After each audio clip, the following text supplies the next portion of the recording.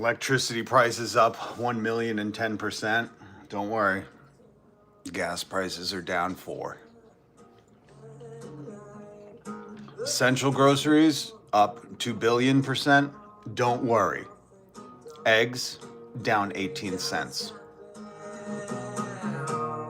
Healthcare, if you can afford it anymore, up 1,000,000,000%. Don't worry. The corporations are going to get the tariff rebates, the refunds. It's going to go to the corporations. We paid it, but it will go to them. Don't worry. Everything's all good.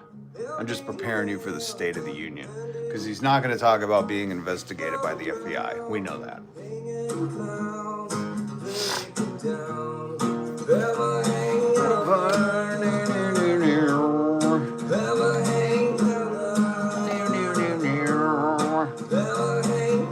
What's up, Tia? Good to see you. Tia spitting fire the other night, man. Oh, love it, Tia. Love it. How's your day? Tia, you're all over the news. Have you read Oh, What's Up, Sardion? My American friends. Good to have our friends across the sea join us. I love that. I love my European friends. I love every continental friend that is part of the class consciousness waking up right now. Quiet.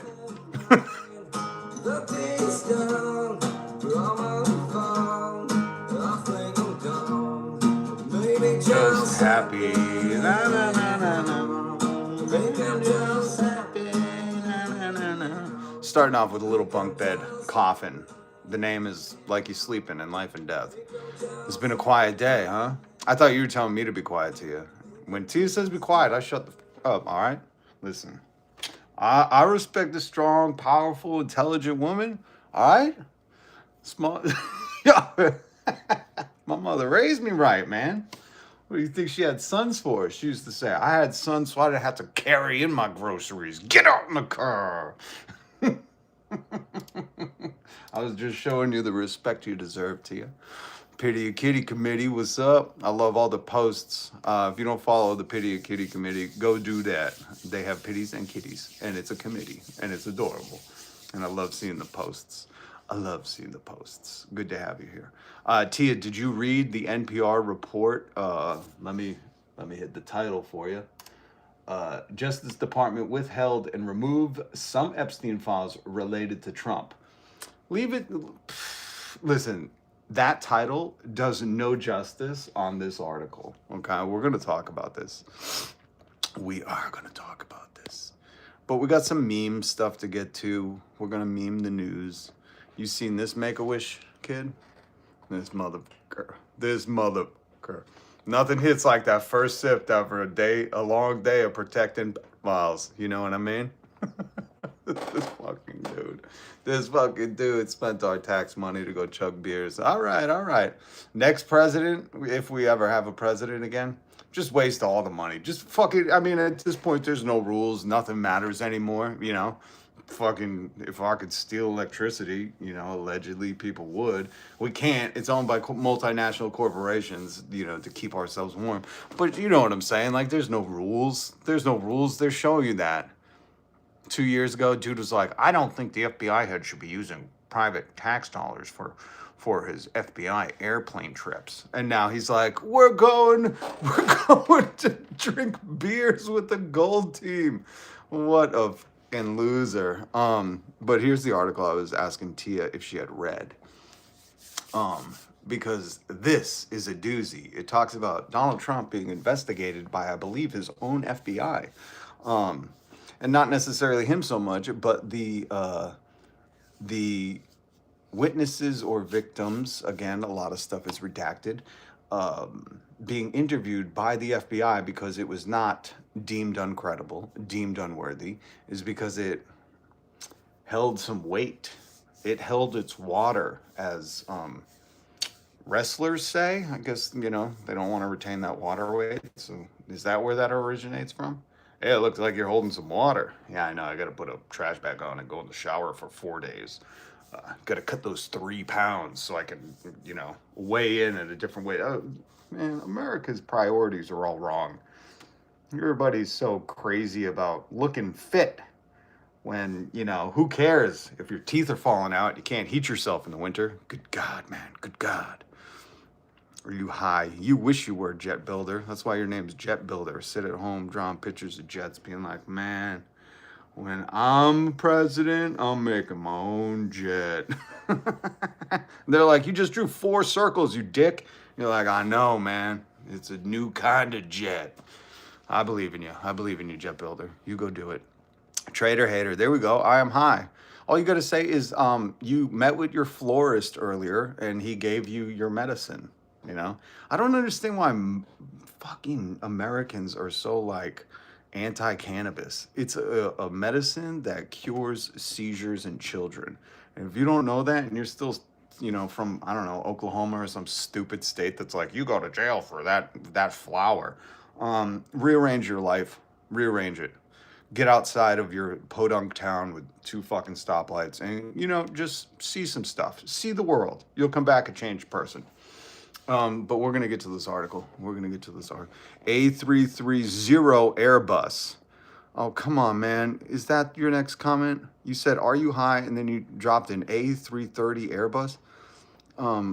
As pertain to what, Jet Builder? I'm pretty convinced you're high. Every accusation is an admission. We love cannabis in New York. That's right. Everybody should. Should name alcohol illegal. You should not only name it illegal, but we should make it illegal. Fuck alcohol, man. It kills more people than, I don't even know the stats, but it's a killer. And I hate how alcohol and gambling is so normalized in American culture. We're going to get to the news, but if you're going to send me on a tangent, I'm going. You showed me the alleyway and I ran the fuck down it. It's like at this point, I'm sure you could probably, bet on Kalashi or Polymarket or whatever these apps are called. Like, is Donald Trump going to have a red tie or a blue tie? It's like, it's so stupid that they've normalized gambling to the point where you could bet on the weather. Who's making the millions off that? It's not you. I hate to break it to you. All right, great. You made $100 and they chipped in $100. They're here to rob you. They're here to take your house. Polymarket does not like you. It's not your friend. Why do you think he's always in your face? It's because they're meant to rob you of everything. Understand that. It should not be legal. This should not be normalized. And alcohol, the other thing, it reminds me, listen, I'm old enough. Cannabis sativa, Hollandica. More of an indica, but I get it. If you're up and at 'em, you got to get off the couch. That sativa will do it for you. But listen, alcohol, Sardion, you might have to do earmuffs because I understand in Europe it's a different thing, but America has normalized it as this rite of passage hazing. You're not cool unless you have a bud in your hand. When realistically, it's like, it reminds me of the old Joe Camel and the Newport ripping Newport butts, the big billboards. I remember driving by them. You see Joe Camel, like 3D image of Joe Camel leaning down with a pack of cigarettes, like, life tastes good or some shit. 4 doctors recommend life tastes good with no filter Lucky Strikes. And that's not a joke, Doctors were on the payroll, just like with the Sackler family and Oxys. The doctors are on the payroll, they get a cut. The Sacklers make billions, just like the alcohol or the tobacco thing. Big Tobacco had doctors on the payroll. If you don't believe me, go on YouTube and go search up Fred Flintstone. What is it? Fred Flintstone. I think, was he promoting Lucky Strikes or Winston? It was Fred Flintstone, Winston cigarettes. Fred, what's his name? Flintstone. Was it? Let me try to Winston cigarette commercials. God damn, I am old. Here, I'll play this. I don't even know if I'm allowed to play this. Hold on. I'm gonna speed it up a little. That's my little life hack. Speed it up.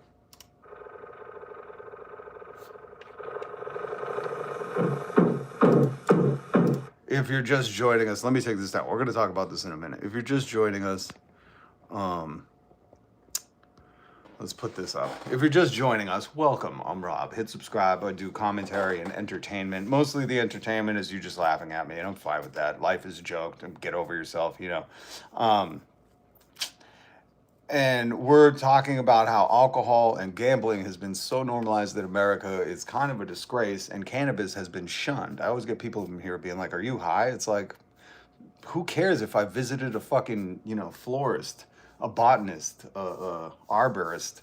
Who cares, if I was taking medicine? Who cares? Get that out of your head. The whole reason the drug war happened was so Nixon could criminalize minorities and hippies, his dissidents. And before that, it was even worse because it was specifically targeted at like Mexicans and the black community. So know your racism, folks. This is why they don't want to teach you history. Stop being stupid and stop thinking that a medicine like Charlotte's Web CBD cannabis that healed. This girl was having multiple seizures an hour, and with one dose, it healed this little girl.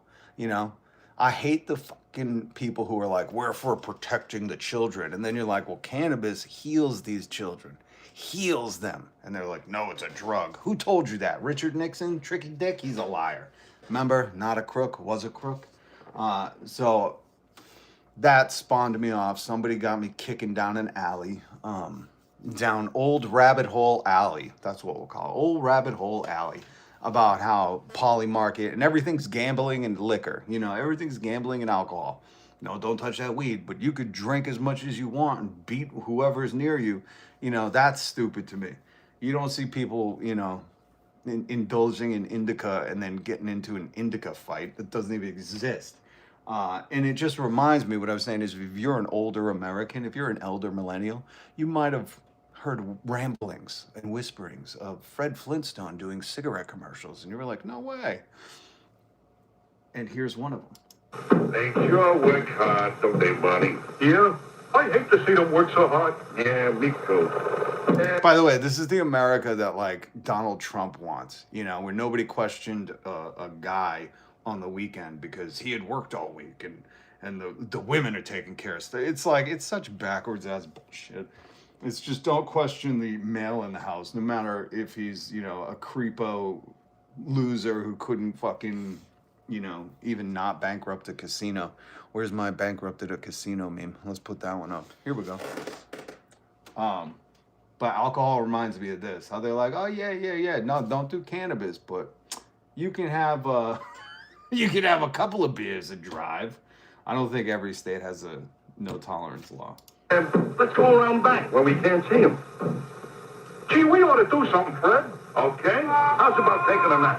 Hey, I got a better idea. Let's take a Winston break. That's it! Winston is the one filter cigarette that delivers flavor 20 times a pack. This is Fred Flintstone, a fucking cartoon telling you Winston delivers flavor 20 times a pack because there's 20 cigarettes. Good God. Yeah, so that's what alcohol today reminds me of. It reminds me of when, they were just advertising cigarettes everywhere. Anyways, cops walked into a snowball fight in NYC and complained they got hit. Yeah, whatever. You don't want to be hit by snowballs. Fucking throw them harder, Get involved in that shit. Stop playing TDS keeps the pedos away. It does. So what's up, everybody? Nancy Reagan. Nancy Reagan was a scumbag, too. The just say no. I had to live through that. The dare stuff. Oh, my God. Winston's tastes good like a cigarette should. Oh, Waffle, you know too many of those Fred Flintstone commercials. You don't know anyone who drinks alcohol or smokes cigarettes? What do you live on an island? What do you want, Epstein Island? We're going to talk about that. We'll talk about that. Okay, let's go through some meme news before we get into the bulk of it. Did you guys see Mark Ruffalo? I didn't take a picture of him. You know him as the Hulk.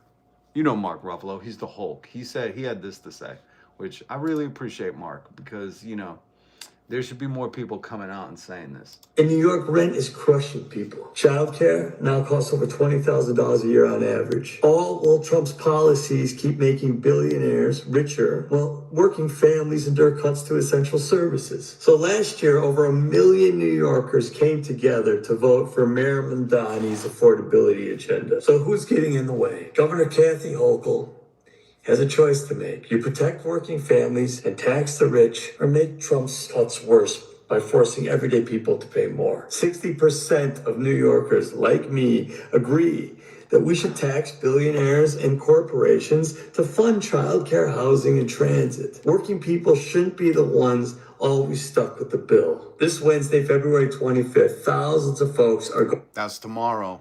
That's tomorrow. If you're in Albany, he'll say it. I'm sorry. I didn't mean to mess with the Hulk. Bruce Banner, continue. Going to Albany to send Kathy Hochul one clear message. Tax the rich for a New York that we can all afford. Hey, sun's getting low, big guy. Sun's getting... Okay, sorry. That's a Marvel joke. They can handle it. Trust me. Trust him. Why should we trust him? A rich guy saying tax the rich people? I can't wait for MAGA to fucking jump all over this. That's brought to you by the Democratic Socialists of America. And here's the thing. I can, Bruce Banner, I'll take it from here. Just a couple notes on Bruce Banner's, I don't know, was that on Instagram? Was that a professional commercial? Just a couple of notes, Bruce Banner, on your ad. At the end, you should say, you don't want to see me angry. And then you should start to pretend to rip your shirt off and go, "Arr!" Like, just a couple of notes, Mark Ruffalo. I didn't direct this commercial for the New York City Democratic Socialists of America. But let me just say, right here at the end, right here. Tax the rich for a New York that we can all afford. See, hold on. They can handle it. See how he starts to get a little spicy? I think at that point you tear your shirt off and you say, you don't want to see me get angry. You know, that's just my one note on Mark Ruffalo's Democratic Socialists of America, New York chapter ad on taxing the rich. And here's the beautiful thing. Taxing the rich works. We did it in Massachusetts, 4% on anything over $1 million. None of the millionaires left. None of the billionaires left. I was praying they would. I was like, get the fuck out of town. Get out of Dodge. And they didn't. And we brought in so much revenue. It was more than we even expected. And the beautiful thing is, kids, if you're one of those political people that are like, hey, protect the kids, guess what? We feed them all in Massachusetts. If you're a kid, you go to school, free lunch, free breakfast. Boom. Also, if you're uneducated, you don't have a bachelor's degree, you could get one for free. So it works. It works. There's no reason California, New York should not be doing this. If the red states don't want to, then let them secede. You know, let them form the child fucking states of America or whatever they want to be. I don't know what Trump's going to call it, but just let them, you know. They can lower the working age and the age of consent to, I don't know, 5. I don't know what they're thinking, you know, but I'm guessing that's what it'd be. So they could just have kids. The ones that they think are ugly, they send to the mines. The ones that they like, they send to the islands. You know, that's what Republicans want. That's all they want. They're just like, hey, man, we're just going to... And I say, well, if you can't stop them, let them secede. Let them go have their own country. It could be the Confederate States of Tim Pool, Joe Roganiana. And Joe Rogan and Tim Pool can be the co-dictators. Dictators. Okay? And then you have people who support this regime in this current political climate. And I'm going to play some audio that pertains to that. So we have most of us, I would say a lot of us, people with a brain in their head. Most people are like, yeah, the rich obviously have too many yachts at this point, and they pay too little taxes. Let's tax them so, you know, people can work and eat. You know, basic shit. And then you have like this other very loud, boisterous, feisty little subgroup of rat toads that are cheering on this regime no matter what they say. Even when this regime is like, how about you just keep working and never stop working? How does that sound? This is Dr. Oz. You know him from playing a doctor on TV. Oprah's right-hand man. I don't know what he is. Who gives a shit? I didn't watch him. He was the guy that was entertaining the ladies at home. Well, you know, we had a single earner economy. That no longer exists, so it looks like he got put out of work and now he's got a sweet government job. And Dr. Oz says some stuff. What a dick. If we could get the average American, because they feel healthy, they're vital, they're strong, they have agency over their future. This is already a lie. Dr. Oz is saying if we could get the average American, which is obese, can't afford a dentist, is losing its health care, worried about price of egg, cheers on when gas goes down 3 cents. So that's a lie, Dr. Oz. The average American isn't feeling vital and strong. These people are so disconnected from reality, they're just making shit up now. Let's start that again. Again, starting off with a lie, not good, but let's hear them out. If we could get the average American, because they feel healthy, they're vital, they're strong, they have agency over their future. Agency over their future. Yeah, a lot of you fucking Gen Z feeling agency over your future. Who is he speaking to? The billionaire class? The Epstein class? To start working a year earlier, right out of high school, or work a year later, not retire, or work. Did you just fucking hear that? Who voted for people that are telling you, hey, you know that sweet senior year of high school where people make the joke you got senioritis, you kind of coasting through, already got accepted to college, or maybe you're in a red state and you don't go to college because it's woke now? I don't know. But either way, that senior year of high school, you know that sweet time in your life? You just go to work. You drop out and you go to work. Why didn't he say drop out? Why did you just drop out and go to work? This is like the political Timothy Leary. What would tune in, turn off, and drop out be for? What was Timothy Leary's thing? Somebody in the comments help me with Timothy Leary's. Oh, what's up, Smoking Blondie? Sunshine Euphoria. President Raygun. Oh, CJ's here. What's up? What's up? He lost his TV show because he's a liar. He proved to be spinning untruths on his show and much, much more. Yeah, Pep 10. Mamdami is scaring you? Why are you bitches so scared of somebody who's helping people? I don't never understand that. I thought you guys were supposed to be tough alpha boys. I thought you guys were the proud alpha boys, and everybody's terrified. New York has fallen. But then they hear Dr. Oz say some bullshit like, hey, just drop out of school and start working. And then don't retire when you're supposed to and keep working. And they're like, that is reaffirming my manhood, and I feel stronger than ever. If you're too stupid to fucking understand that this dude is telling you, don't be educated, go fucking work, and don't retire, and you're cheering that on, leave my live stream. You are the fucking rodents that we're trying to rid this fucking country of. You're listening to a dude who had a luxury fucking Oprah fucking white guy DEI on mid fucking day TV, because it was usually all broads. And this dude DEI'd his manhood and his fucking probably doctorate from Kentucky University. I don't know, don't look it up. To get on TV and talk about women's poops with them. And you think I'm kidding, but I have clips of it. Jesus, I'm gonna have to do this. This is called a ghost poop. And now that dude who's talking about ghost poops at one point is telling you just drop. He's the fucking nerd Timothy Leary. He's telling you drop out of school and just start working. And at least Timothy Leary wanted you to expand your mind. They have agency over their future. To start working a year earlier, right out of high school, or work a year later, not right out of high school, work a year earlier. How does that work? That sounds like a double negative. You stupid shit. I thought you were a doctor. God damn, nobody trusts this man. retire or work better during their lifetime because they're Work better. Oh, did you hear that? Dr. Oz just dropped a just work better. Is that, do you get that from Melania? A be best? If you just work better, guys, what does that even mean? Why does nobody challenge these chodes? Just work better? What, stand up straight? What are you talking about? healthy, it would generate about $3 trillion. For who? For who?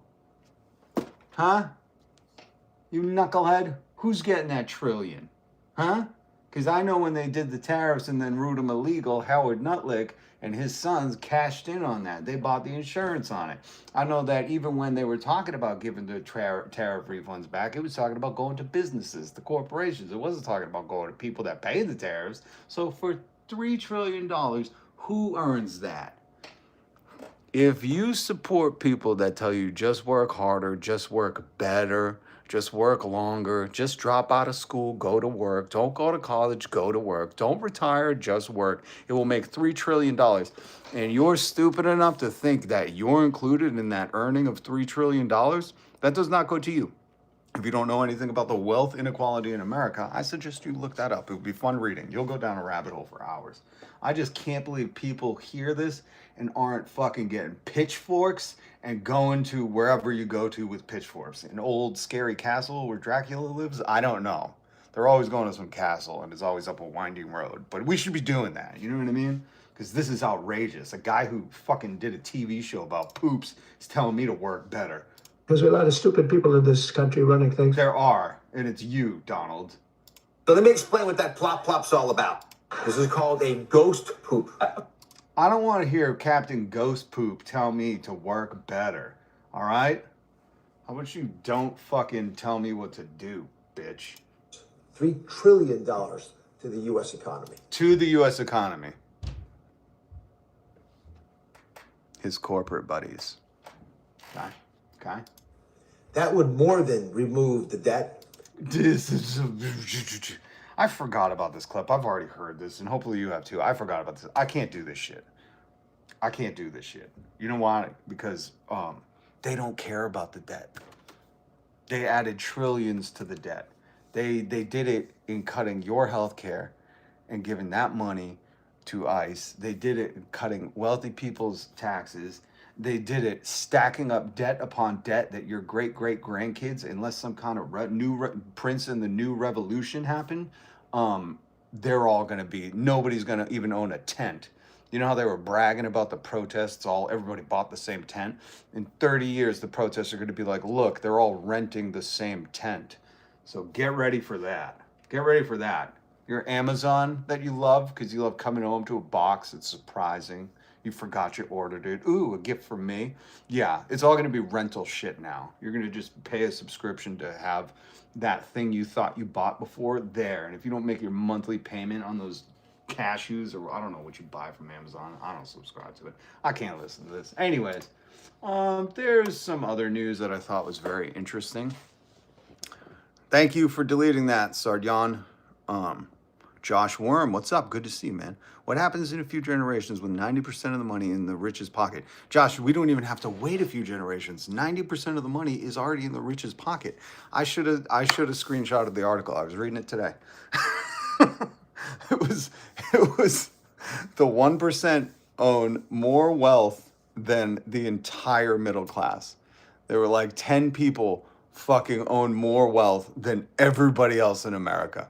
Remember, Elon Musk, a legal South African immigrant, is a trillionaire. So I don't know if we could all say our net worths. It's probably going to be in the negatives, but I don't think we'll get to 1 trillion. Maybe Mr. Beast can count to 1 trillion, you fucking unoriginal piece of shit. You know, why don't you do that, Mr. Beast? Why don't you count your money in front of everybody on YouTube and then brag about how, or humble brag about how my eyes are the reason people critique me because I'm partially blind. No, the only blindness you have, Mr. Beast, is your inability to see any fucking valid criticisms. There you go. That's life advice from somebody older than you. Bailing out banks and car manufacturers isn't capitalism. ICE are mass morons. Hey, what's up, Jess? How are you? What's up, Bob McPherson? I haven't seen you in a long time. Freedom, stop pretending you're American. Stop pretending to be decent. Stop trolling. I don't know who that was to, but okay. Mr. Anti-Freedom. And the Democrat politicians are very much that 1%. Yeah, 100%. Oh, I forgot. There's always new people coming in. Let me explain something to you. Especially this fucking nerd. You can just listen quietly. I'm gonna personally mute you. The Democrats and the Republicans have the same owners. That's why I was reading about Hakeem Jeffries and some other Democrat who were trying to get funding from Jeff Epstein. And don't worry, we'll get into Donald Trump's investigation. The FBI was investigating women who in the 80s had gone to them because they were 13 and Donald Trump did some stuff to them. And magically that has disappeared, and same with those files. Magically disappeared. All a coincidence, right? But if you're new here, I've never been part of the Democratic Party in my life. And of course, I'm not part of the, MAGA, which is the Republican Party, or distance yourself. Vocally distance yourself if you're not. But MAGA just stands for molesters are granted amnesty. That's it. That's all it stands for, you know. And just look at their charges, you know. I can't side myself with any group that claims to want to care about children and families or the traditional family unit and then not guarantee health care, not guarantee parental leave, not guarantee sick time, not guarantee food for kids, not guarantee housing. Because if you know anything about a family, you need all those things. So, you know, just the hypocrisy. I read this very old book. It's a very old book. You can find it at any hotel. It's in the top drawer. It's called the Bible. And it says, watch out for them hypocrites. And that's what the Republican Party is. The Democrats fill with the two, but they're not stomping on Lord Jesus's good name to pretend like they give a shit about some guy who cheated on all his wives. And I'm talking about Donald Trump. I know RFK probably did too. Is Dr. Oz married or is he in the closet? We don't know. But, you know, all of them. And they're all in charge right now, and they're all protecting the Epstein class. Okay? They're all protecting the Epstein class. So there is a small distinction. These people are bad for your health, okay? And the Democrats just want to steal all your money and make you thank them, okay? But please don't call me a Democrat. You might hurt my feelings. MAGA, you know all about that, right? Josh Wareham. I'm watching from my little small town slowly shut down. Fritos left. The local business are almost gone, except for the multi-generational ones. Factories are closing. It's all shutting down around us. It's a horrible thing to hear, man. And you're not the only one I hear that from. Yeah. Well, it turns out, you know, when you hand over reins to a failed CEO, remember, this dude bankrupted a casino. Oh. And you say he's going to save the economy. You know, the guy who couldn't run a casino. His dad was trying to give him illegal loans, which we've talked about here on the show. I showed you the news article. They were busted. His dad was bringing $100,000 in cash, buying chips, and the chips were just leaving the casino. That's an illegal loan. You can't do that. That's why you want to hit subscribe, hit the notification bell, because I'm going to show you all the shit that people in the South didn't understand about Trump, because there's people who live in New York who have known about this scumbag for decades and decades. And that's not even including the ladies that could tell you their stories. I'm just talking about the people who dealt with him business-wise. And we'll always go into that stuff, you know.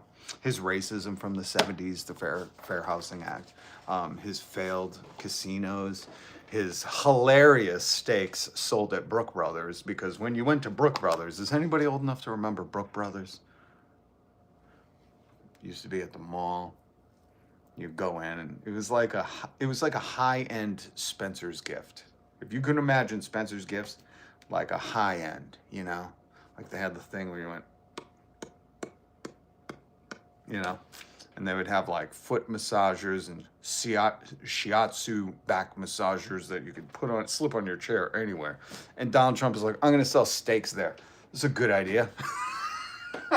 Fucking idiot. No, Kyle, there's a Brooks Brothers in Connecticut. Is it the last one? Are you serious? Oh, wait, was it Brooke Stone? Hold on. Brooke Stone? Oh, man, it was Brooke Stone. You're right. What's Brooks Brothers then? What the is Brooks Brothers?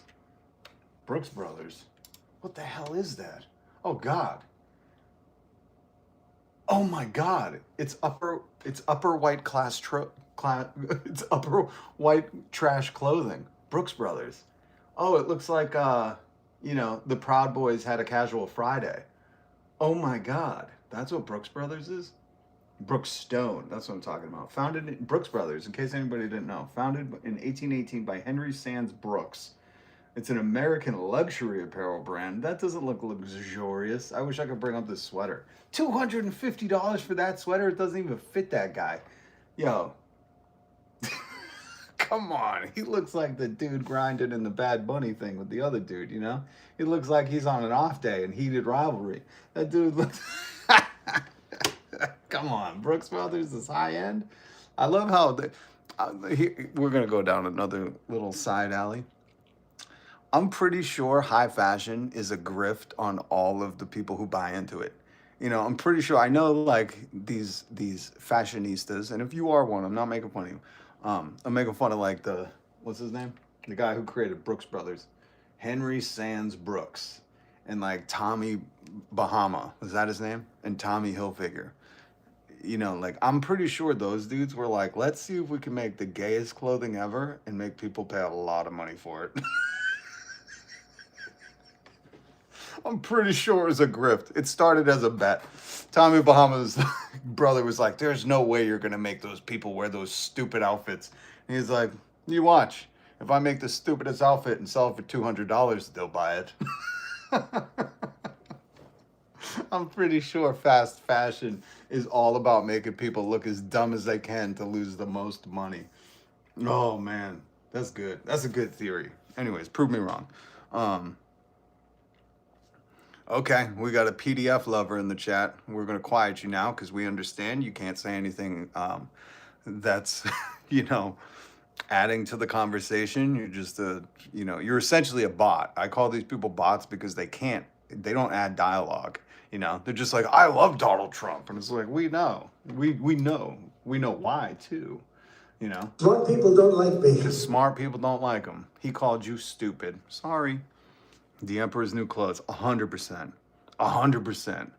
I'm positive that fast fashion. Oh, bro, you're absolutely right. Such a scam. This chick, hold on, Bob. This chick refashioned hippie shows some crazy people buying $500 rolls of D&G duct tape as a bracelet.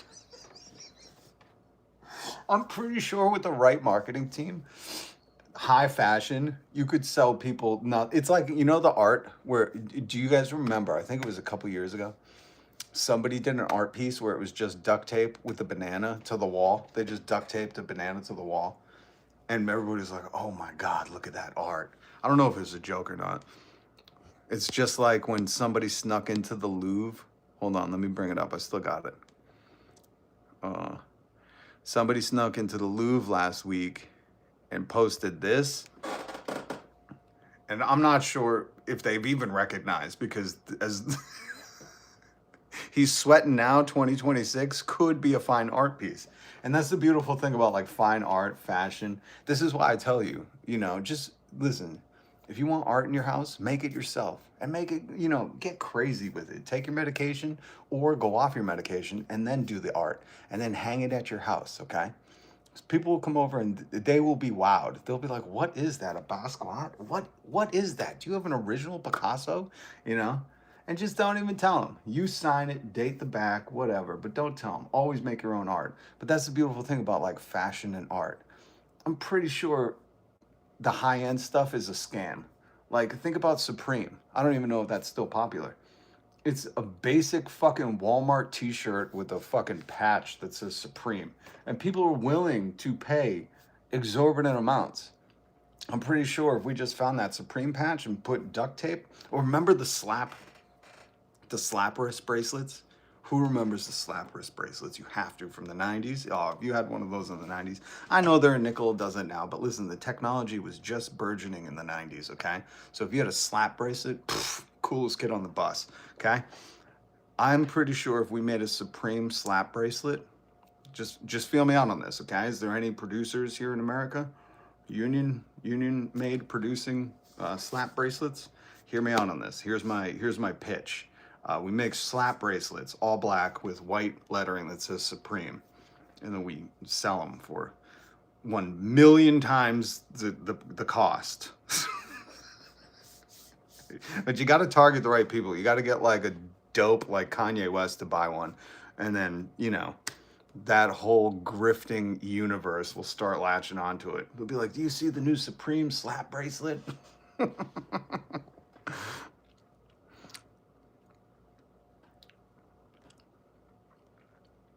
I have a slapper for my dog paws? No way. Come on, they make them for dogs? Oh, those are fun. All right, Bob, you know what I'm talking about. Steffelson, what's up? Trump's big beautiful bill was the largest transfer of wealth from the poor to the middle class to the billionaires in the history of the world. It added trillions to our debt and gave us nothing in return. It more than gave us nothing. You could say it took stuff from us, our healthcare. So it didn't even give us nothing. It took stuff. We have to very specifically use the right language there. Because not only did Donald Trump transfer all the wealth to his rich friends, because that's what rich people do. It's a big club. You're not in it. George Carlin, 1990 something. But it also stole a lot from us. Stole PBS, NPR, all that public funding. Probably something at your school or your town school. Which, if you don't have a problem with, schools shuttering or teachers begging for Amazon wish lists, you're not making this country any better. You're making this country worse.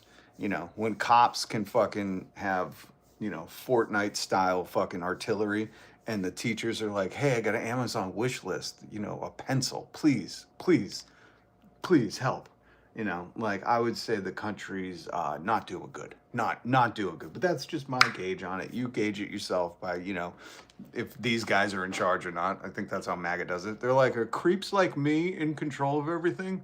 Are sensitive, thin-skinned freak pervos in control? Okay, we're doing good. The banana art exhibit is a part of a money laundering scheme. Are you serious, CJ? Banana art is money laundering? Of course it is. This is what I'm saying. Oh, the banana art exhibit. Oh my God. Oh, it's a comedian by the Italian artist Mauricio Catalan. Of course it's a comedian. Banana art priced at $120,000? Oh, it was eaten? No, wait. What happened to the banana art? Yo, the banana was replaced later that day. Oh, you idiot. You bought a $120,000 banana. A piece of art that became infamous on social media after it sold for $120,000 is up for sale again. This time it's like it could get over $1 million. This is what I'm talking about, folks. The duct tape banana to a wall. Somebody paid $120,000 for that. That can't be. I refuse to believe somebody paid for that. I refuse. This is what I mean by taxing wealth, folks. This is the prime example. If you can afford a banana with duct tape on it for $120,000, you have too much money. Nothing else. You just have too much. We need to tax you. We need to, maybe buy $120,000 of bananas for hungry kids in America instead of you having one that has duct tape on it that literally the artist put up the next day. He was like, I got 12 of these bananas for 10 cents. I'm making a killing. Oh shit. I didn't know we were going to talk about that. I would have had a picture up for you. 55% of Americans think Trump's policies are hurting the economy.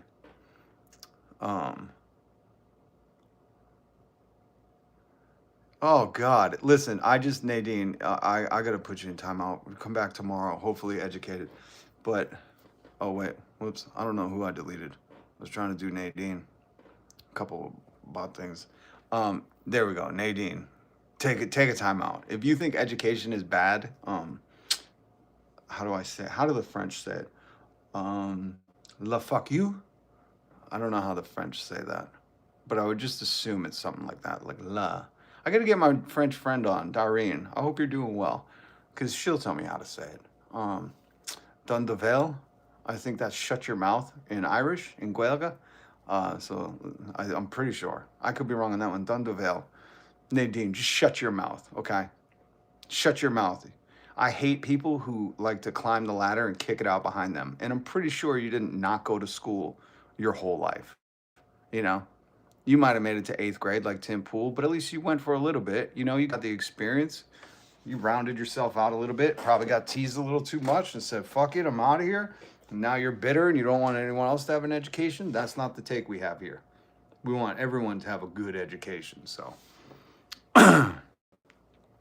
Oh, we're gonna get into that. So we'll read the NPR report in a minute. Hold on. Let's see what else. Oh, here we go. Let's go through some meme news. Why does the U.S. always have trillion ready for war, but suddenly broke when Americans need health care, lower taxes, or a better life? Ask yourself that, MAGA. I know a lot of people who have hit subscribe, hit the notification bell, already believe this. You know, they're talking about war with Iran. Why? Weapons of mass destruction? Do you not remember Donald Trump took them out, said he decimated them? Do you not remember that Donald Trump pulled out of the accords or whatever you call it with Iran? Like, this is all a joke. It's all a joke. By the way, MAGA, is any MAGA still here? Who's the president of Venezuela right now? Does anybody know? Is it still Donald Trump? Is Donald Trump still the president of America and Venezuela? How are you not like, this is fucking weird? You know what I mean? Just like on its face. How are you not like the people who brought you Let's Go Brandon are like, hey, that's fine if my president is president of multiple countries. I'm totally cool with that. You know, like, I don't know. Just use your head for a little bit, buddy. You guys see this? Trump retweeted an AI video. They said Harris was too emotional and unserious to be president. It's the funniest thing ever, man. These people are such freaks for needing to feel like they're important. You could tell their parents never said they loved them. That's like really at the core of this. I'm not gonna watch it tonight. I think the State of the Union's tonight. You know, if I wanted to fucking listen to a liar, I'd call. Who would I call? I just wouldn't listen to a liar. That's why I got nothing for you.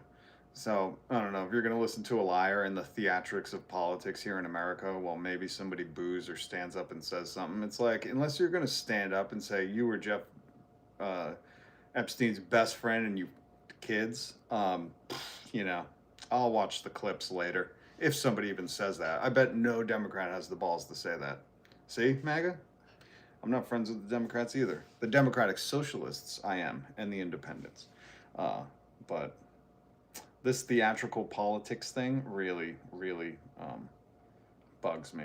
So I don't know if everyone could read that, but yeah, I'm just not going to be listening to a liar tonight. I'd rather, you know, hang out with my cats. I don't know. Here's your tax money well spent. We did a Make-A-Wish for a guy who, he just wants to look directly at you. That's all. That's all. This little guy right here, you know, you see how that one eye is kind of going in? There's no cure for that. Poor little guy. Poor little guy. Should he be drinking booze? I don't know. Somebody card him. We're going to talk about this. This NPR report is absolutely disgusting. And we're going to talk about it. But there's other stuff to get to. Did you see this? I know we just had the picture up of, what's his name? The royal formerly known as Prince. What's he go by? Mountbatten? And what's a batten? Anybody from the UK in here? Is batten slang for something? Mountbatten? Anyways, so the UK is holding their prince accountable, kind of. They arrested him, made him kind of look like a fool, but I think he's back at Sandram Touchingham estate. Who's Sandra, anyways?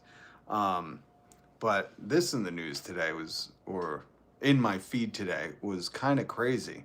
I had not read about this. The son of Norway's crown princess breaks down in court over videos shown as horrific or as proof of horrific crimes. I didn't do the rest of the article. I did link it down below. You can read it for yourself because, again, he's accused of some gnarly stuff.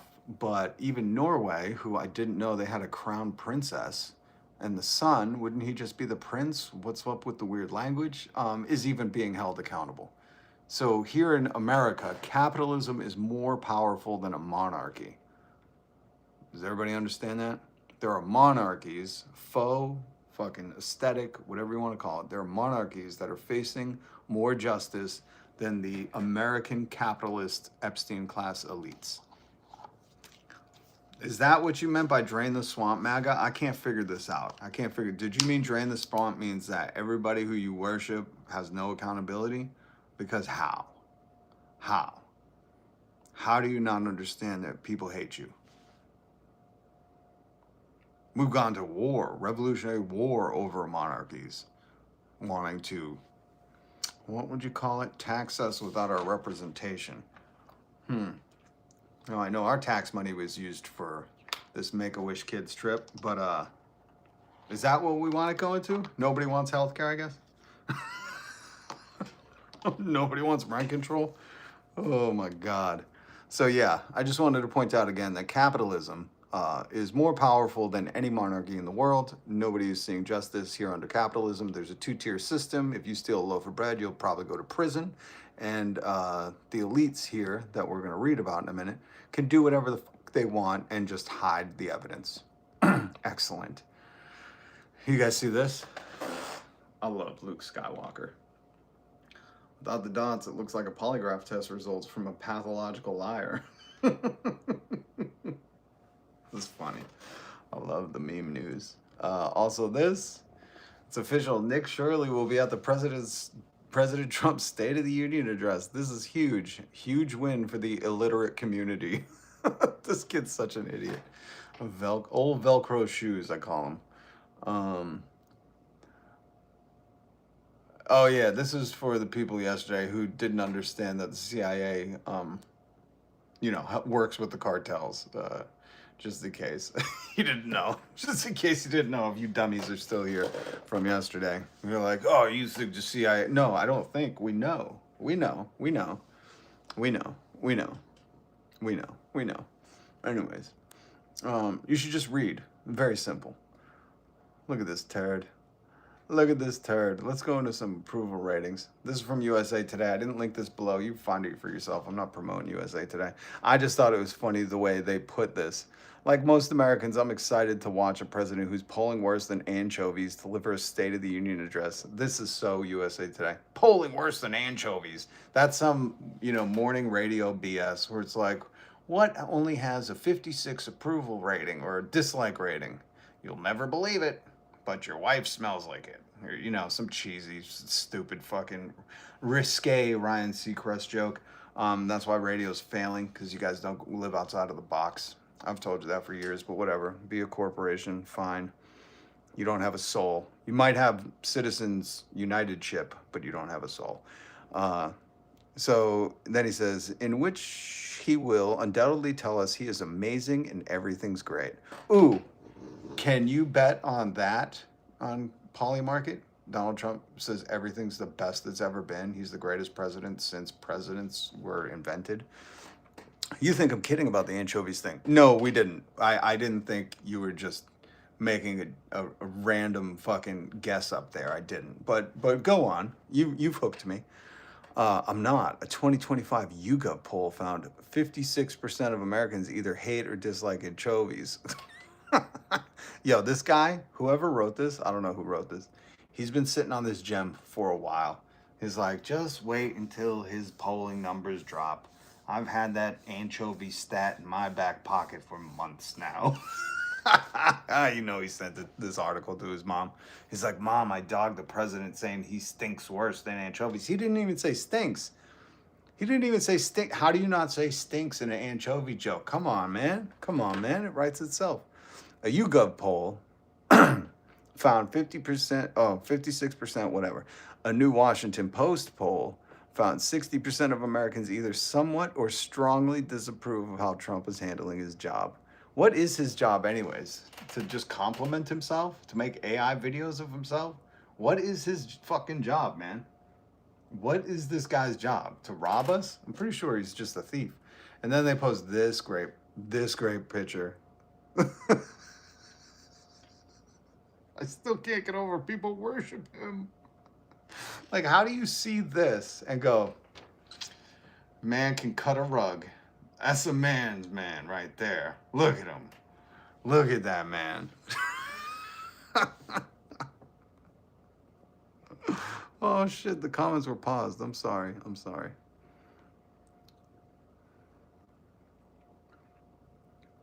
Trumpstein. 100% Pat Smith. And we're going to get into the Trumpstein files and how the double giraffe. It is. And jagging a couple of giraffes. Oh my God. Look at his hand. What does he do with his hands? He is. What a sick freak. What a sick freak, man. There's kids there. You put those hands down, sir. There's children watching. My God. I don't see a man. I love it. Oh, what's up, Simcar Racing? Good to see you. Thank you, Barbara, for the gift. I appreciate it. I'm supported by viewers like you. I'm like PBS. Fully supported by viewers like you, because Donald Trump had to give his rich friends a tax break and had to cut, what was it? Like an 18th amount of what they spent on, I forget. There was some other article I was reading. They were like, what they cut from funding from public TV was an 18th of like some small budget thing. And I was like, oh God. They're nickel and diming us on like stuff that, you know, is good for your communities. Anything that criticizes him, really. Edward, someone said, don't talk shit and then ban people. Go do your own live, loser, you thin-skinned freak. Cry me a river. Don't come back. Call him Trumpstein. I call him Donald J. You see DJT? The J stands for Jeffrey Epstein's best friend. So I call him Donald, Jeffrey Epstein's best friend, Trump. Uh-oh, Taylor, I think you're having a seizure or a heart attack or something, man. Maybe you're having a stroke. Edward's doing God's work right now.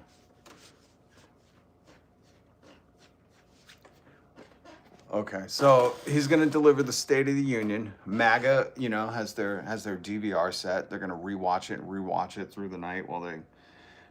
I don't think I could say that on YouTube. But, you know, while they probably participate in certain activities that he would enjoy. And the rest of us, I hope you're not watching it. That would be the funniest thing if it got the lowest ratings of any presidential State of the Union. I know I won't be watching it. Oh, man. Ooh, somebody say Tic Tacs? Did somebody say Tic Tacs? Somebody say Tic Tacs. Let me remind you. I think Tic Tacs should do a commercial with the president because he moves like a bitch. If you didn't know this guy. I moved on her like a bitch. And he... I gotta use some Tic Tacs just in case I start kissing her. That's a guy somebody worships. Someone bought a hat that says, that guy's right about everything. I moved on her like a bitch. Trump was right about everything. He does move like a bitch. Oh, man. Was he right about this, MAGA? Educated, I love the poorly educated. You're wrong. You're wrong. He doesn't love the poorly. He doesn't love you. You know how I know? A farmer said that. Let me play the farmer. Mr. Trump, you looked at me, sir, and you said, I love you.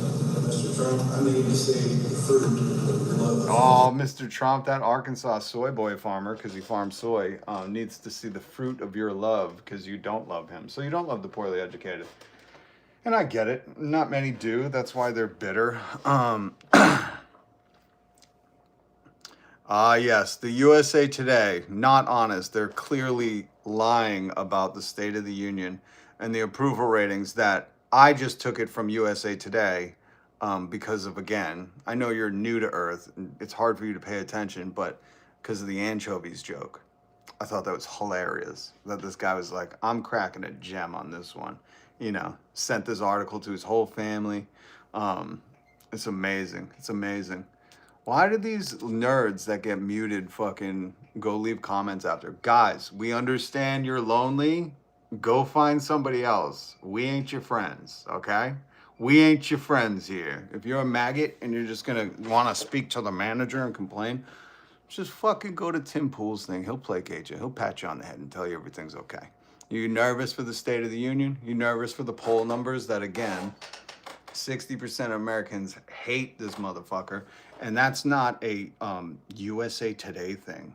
Again, this is what befuddles me about America. They're so stupid, you know? Like, I want you to think about the comment that I just got. Guy going, USA Today, oh yeah, that's reliable. But we're talking about the stat everybody's reporting on, Fox News was, I hate to break it to you, Fox News was talking about this. Fox News was. So, your best case scenario to not look like a complete and utter moron would be to say like, hey man, that WAPO, the Washington Post owned by Jeff Bezos, who spent $40 million on the Melania documentary to bribe Donald Trump and his Slovenian immigrant wife, that's unreliable. But again, a lot of us would look at you and go, what a stupid idiot. What a stupid, you think Jeff Bezos isn't aligned with Donald Trump, the guy that was sitting front row at his inauguration. Okay. But just to say that, the stat that everybody is talking about today, including your beloved Fox News with Jessica Waters, isn't reliable, you sound stupid, son. Go read. All right, who wore it better? Who wore it better, guys? Who wore it better? Huh? Who plastered their face on the building like a dictator better? If you said neither because they're both fascists, that's the correct answer. Neither. Tyrants go down. Okay? Tyrants not welcome. Oh yeah, when you hear America First tonight, just remember this photo of old bitch-made Donald. Old McBitchmade had a seat and pulled it out for Yahoo. Okay? So when you hear America First tonight, I want you to just remember who's fucking tucking who in at night, Netanyahu's giving him a kiss on the forehead saying, sweet dreams, buddy. Don't forget what we got on you. Sweet dreams, okay? You keep artificially manufacturing that war with Iran, okay? Just know what we got. Just know. Old good friend Epstein. Just remember. And then he kisses Donald on the forehead. He says, next time you push my seat in, don't make it so bumpy. You understand me? Look at that bitch. Don't they have aids to do that? AIDS. Don't they have chair pusher inners? This is so funny. America First, my ass. He don't care about you. Who wore it better? We already know. Neither of them. Both losers. Now this is important. Coretta Scott King. I must remind you that starving a child is violence. Neglecting school children is violence. Punishing a mother and her family is violence. Discrimination against a working man is violence. Ghetto housing is violence. Ignoring medical need is violence. Contempt for poverty is violence. Coretta Scott King. All this is, okay? It is. You need to remember that. Also, denying justice to survivors, I would say, is violence. And for no reason at all, I would just like to show you all of Trump's friends who own most of the media now. Okay, Larry Ellison and his son Fart. I'm pretty sure his son's name is Fart Ellison. Pretty sure it's Fart. He's a Trump ally, and his family empire is, what are they bidding on now? I forget what they're bidding on. Netflix or something? I forget. They're bidding on everything. They have so much money. Again, for the people who you can't tax the wealthy. Why? They're buying all the media to convince you that everything's okay. You're just going to rent egg and like it, okay? You're going to rent gas from us now. How does that work? They'll figure it out. Don't worry. But he owns Paramount, CBS. That's where Barry Weiss is, and TikTok. Elon Musk, you know him from not bringing you the Tesla Roadster, not bringing you to Mars, not giving you your Doge dividends recheck. You know Elon Musk from the guy who jumps to look like an X because he's obsessed with a letter and probably wants to bang it. He is the one who bought Twitter and turned it into an absolute garbage fire of white supremacists. Rupert Murdoch, who used to be really good friends with Trump, and then he released that birthday card, and Trump was like, I'm suing you for $1 billion, mister. We were supposed to be best buddies. Whatever happened with that lawsuit? Anybody know? Anybody following up on that? Or did it turn out Trump was lying, trying to silence him, and we all got the birthday card? Enigmas never age. Hold on. I'll have Joe Rogan. You know him from the Polio Rogan program. Where measles is cool, kids. Joe, could you read a part of that poem for me? Joe? Joe, are you there? Enigmas never age. Have you noticed that? And Jeffrey, as a matter of fact, it was clear to me the last time I saw you. No. He did. He did. At one point, Joe Rogan believed in that. And now he's just a pawn. A pawn. A pawn. Well, Lottie frickin' God! Yep. He's just a pawn now. And then, what does that say about Donald Trump? He owns Trump Media. So, where's my $2,000 tariff check? Aught K. You know where that's going. That's going to the corporations. They already spelt it out. Hold on. Let me play this for you because somebody's talking about the refund checks. Because I just want you to understand how much this Epstein class hates you. It's not even about like kind of hiding it. They are just like, fuck you. So if you don't know, hold on. Let me pause this.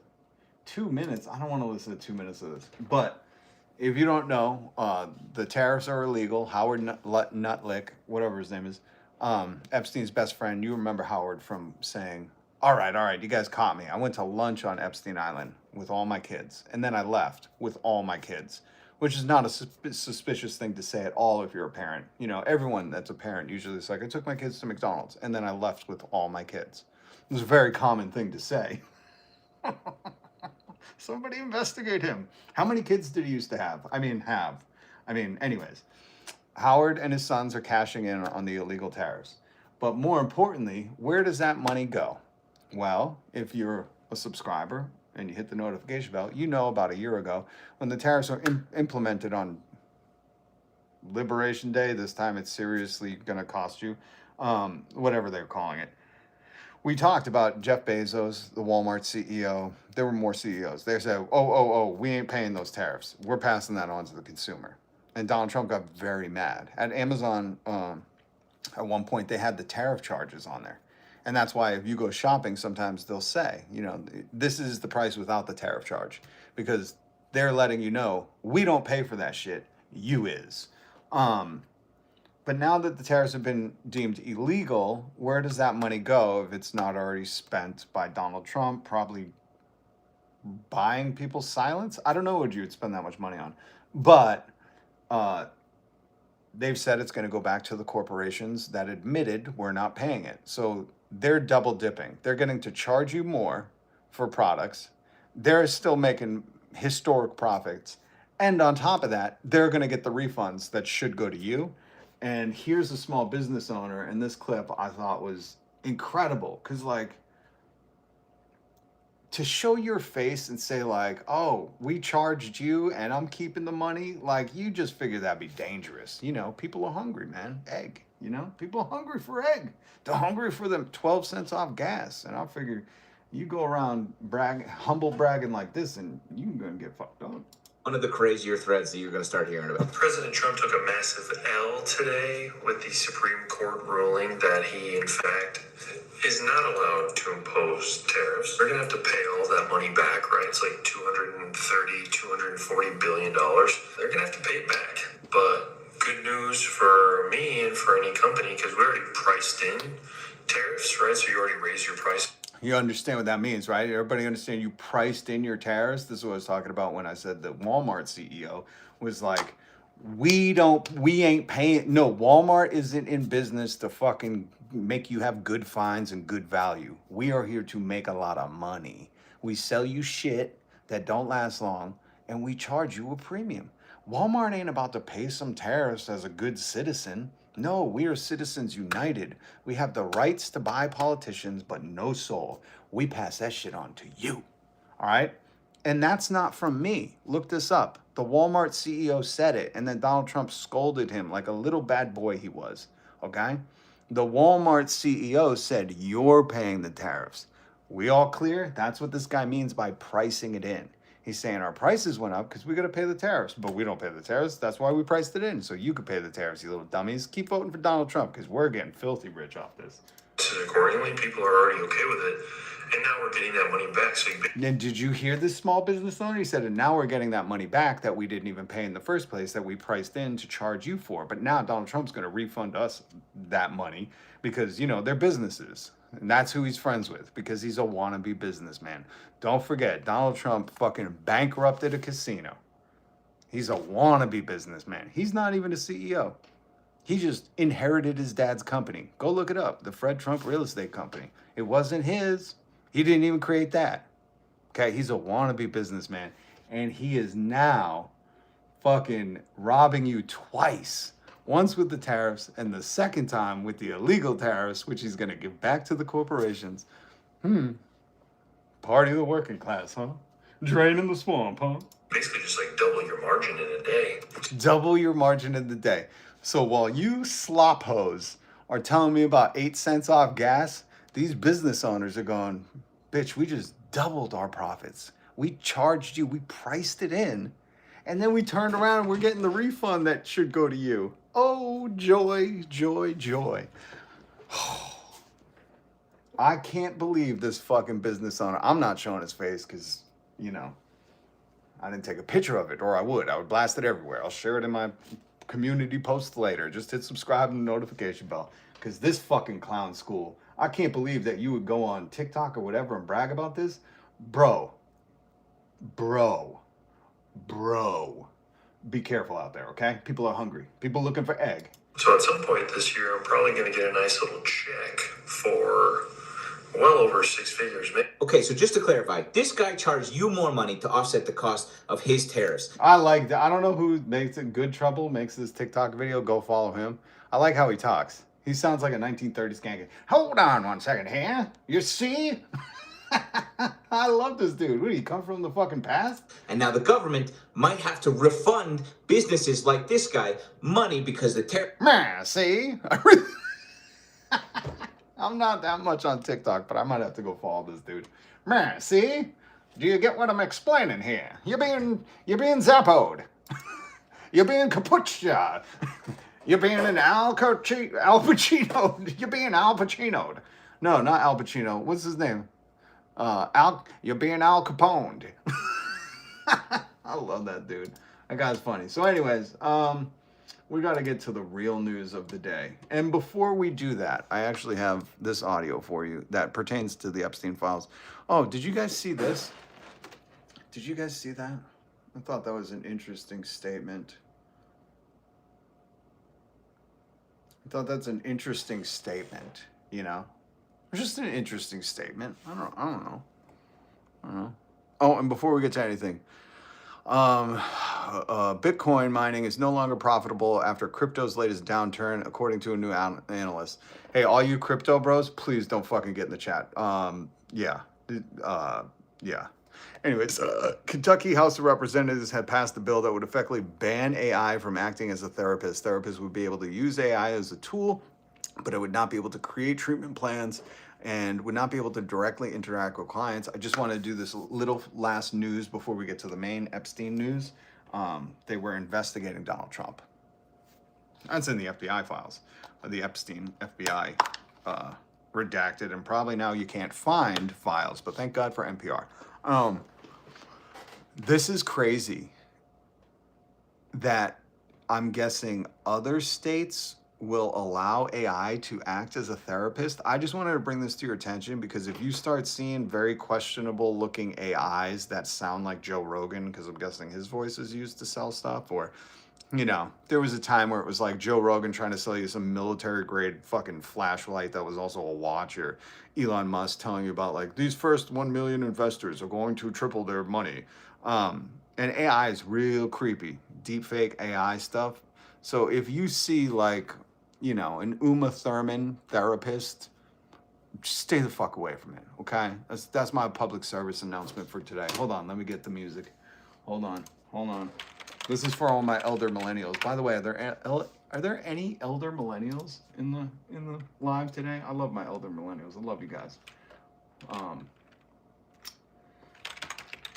Here we go. So listen, if you see a an AI therapist who looks and sounds like Dick Cheney, if you see a hologram Tupac AI therapist, stay the fuck away from it.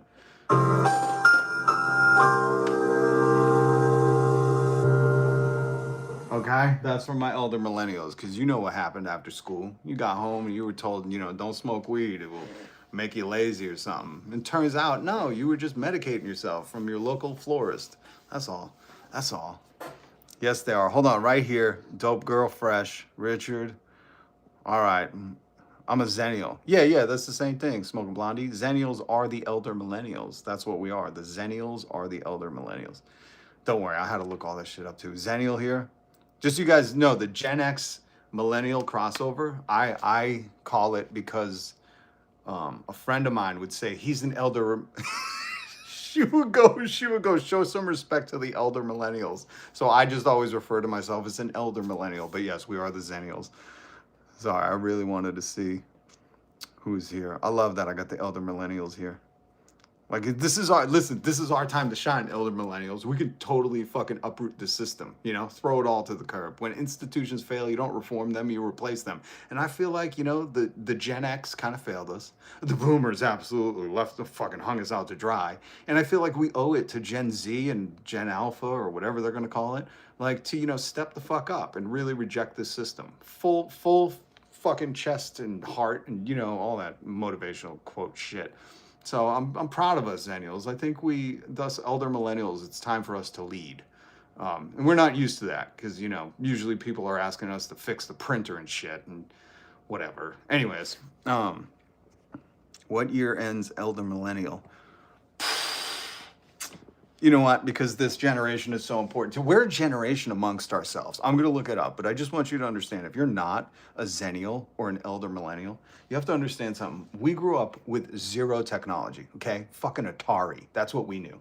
And if you're like me and you're an elder millennial, you had one computer class where you just went to a period out of the day and you usually learned CAD tech. And that was like the future. You would turn on a computer and it would go C:/ and you would have to type in. I'll never forget when I first fucking used a modern computer and I was like, where are you supposed to type in the program we're supposed to go to? And people were like, what are you talking about? And I was like, when you turn on the thing at the library, you gotta type in, I would like to go to Paint or whatever the shit. So you guys gotta understand that us Xennials, we grew up learning the fucking rhythms and the cadence of technology. We could tell you what that dial tone fucking dial-up internet sounds like. We could tell you the frustration when you were finally connecting with somebody in AOL chat and somebody else made a phone call and it disconnected the internet.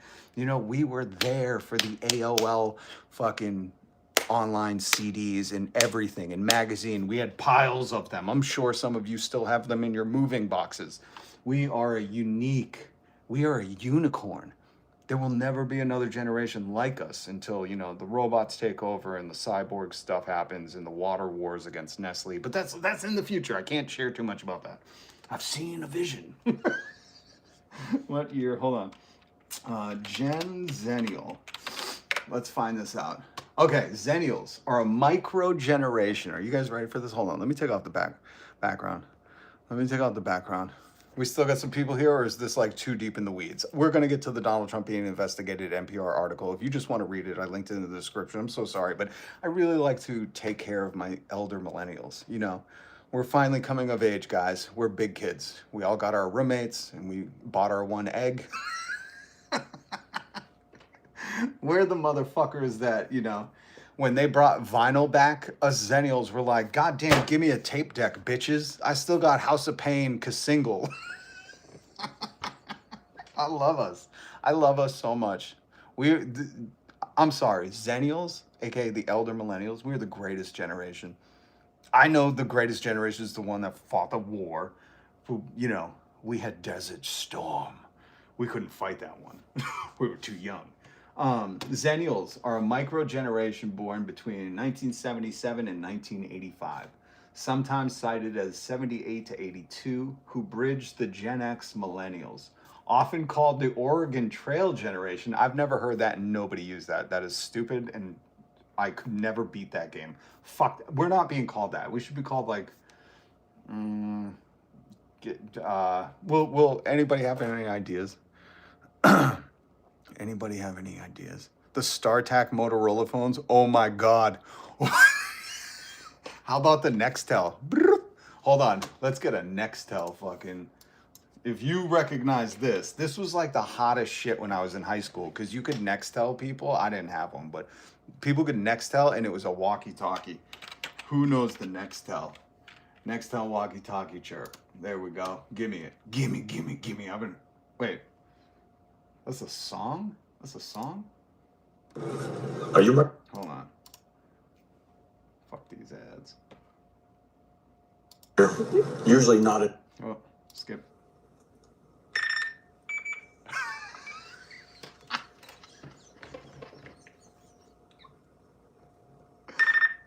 Yo, this is fucking crazy. It's a rap song. That's great. I didn't even know that. I never owned one, had substance movers that did. Bob, you mean your local florist? your local unaccredited pharmacist? Bob, you mean your local your local unaccredited pharmacist had a Nextel. I knew a few of them too. We're the beeper generation. We're the pager generation. What would you call? I'm not calling Gen X. I mean Xennials, the elder millennials. I'm not calling us the Oregon Trail generation. And if you nerds like that, I don't care. We're not doing it. We could be called the Nextel generation, the Motorola pager generation, because no other generation besides us had beepers. Nobody did. They're not bringing them back, which why not? How? Can we just take a second? Can we just take 1 second? Xennials. I have another pitch for us, okay? I know I do a lot of pitches during these lives. I'm sorry, we're gonna get to the news. Let me pitch you something. We bring pagers back. And here's the whole fucking pitch. Aren't you sick of being able to have your boss fucking get in touch with you whenever? Aren't you tired of just people always texting you? Don't you hate that you're always accessible? Try a pager. We have to probably bring back house phones or pay phones too. They're gonna have to be collab. It's gonna have to be a collab. This is gonna be a big pitch. But pagers, if you don't know, if you're too young or too old, if you're not in this micro generation of Xennials, let me explain some. We had pagers. Yes, doctors had them too. But most us drug unaccredited pharmacists also had pagers. Your local florist had a pager. Your local not in brick and mortar florist also, your local botanist also had a pager. You know the person. And it was amazing. We could speak in, girls could speak in coded language. You would get all these numbers spaced out and you would sit there on the phone being like, she says meet up at, it was incredible. We spoke a different language.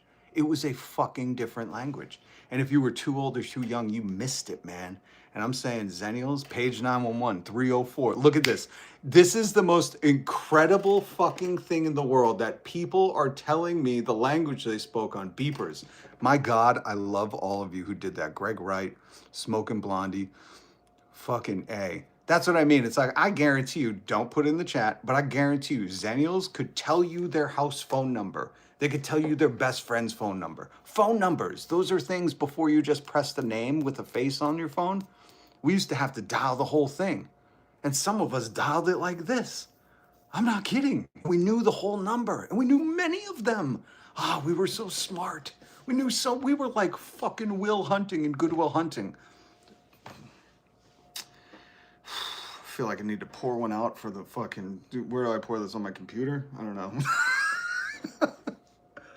I do not, but Batso, hold on, or Bat ZXO, but I do not miss paying 50 cents per text with prepaid page plus phone and someone texting you unnecessary text that you were low on minutes and texting back just to say okay.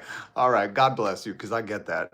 But if you are like me and you watch the movie Hackers, where they're like, hey, and if you get one of those little talk boys from Home Alone, do you guys remember those? The talk boy from Home Alone, where you could record stuff, you put a single in, and you could record your voice. Or what you could also do allegedly, let's just say allegedly, is you could take like $3 in quarters, go to a payphone, and you would record the payphone. You'd put all the quarters in, you would record the dial tones that it would make, and then you'd hang up, you get your $3 in quarters back, and then you could make as many phone calls as you want. You just played the dial tones and it would register on the phone.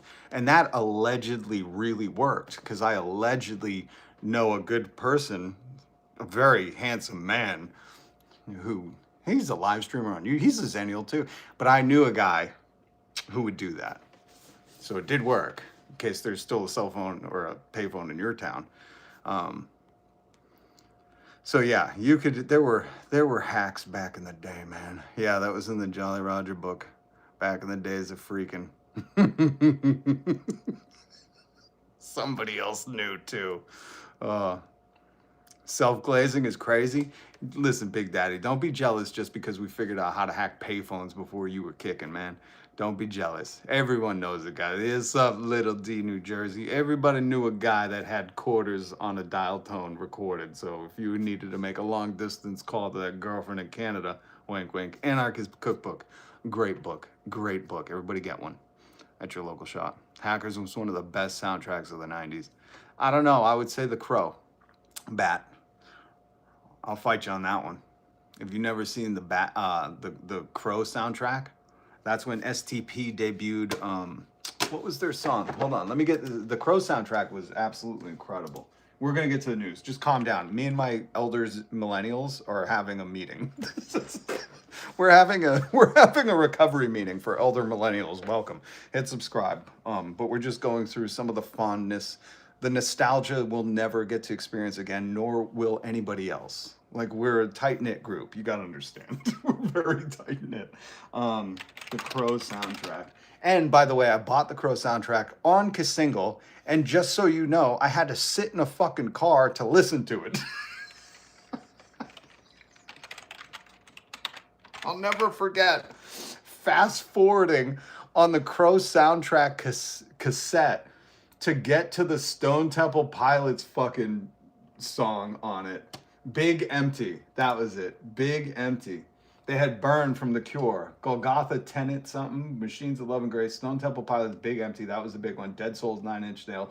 Milk Toast by Helmet. Ghost Rider by the Rollins. Violet Femmes, Color Me Once. Darkness by Rage Against the Machine. The Badge, Pantera. Slip Slide for Love, Not Lisa. I don't know that one. The Jesus and Mary Chain, Snake Driver.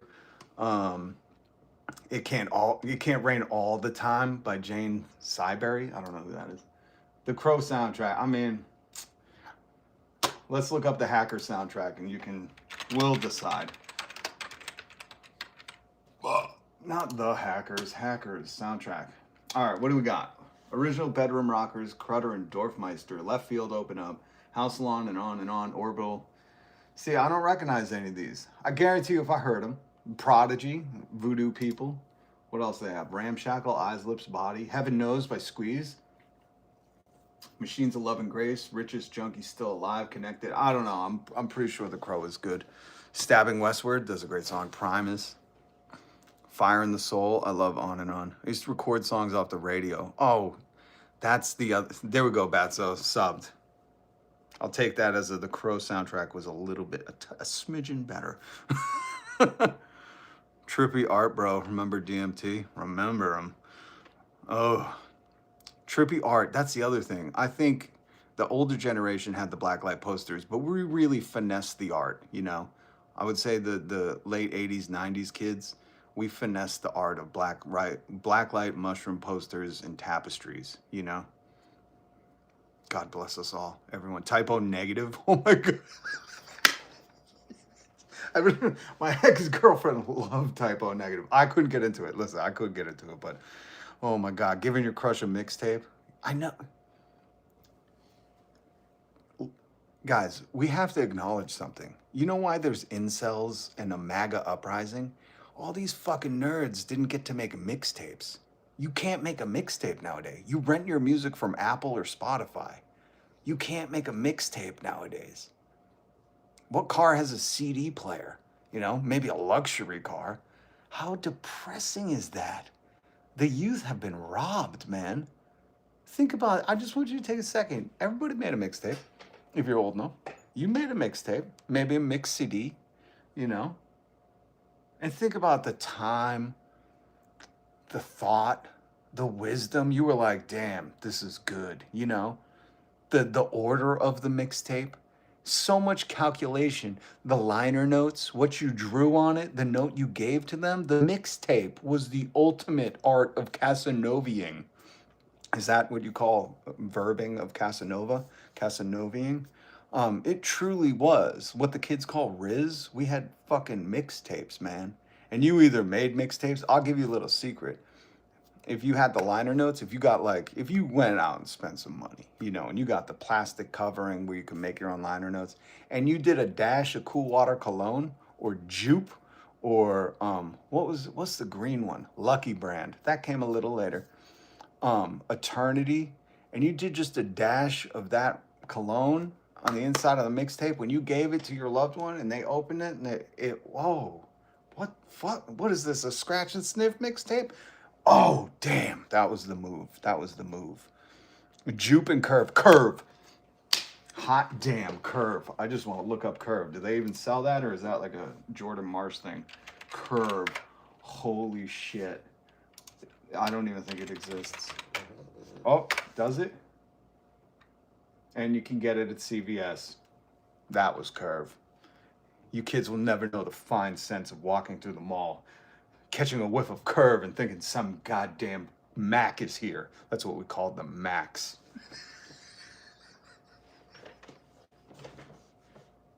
I think I might rebrand. We might just be the Xennial group on YouTube.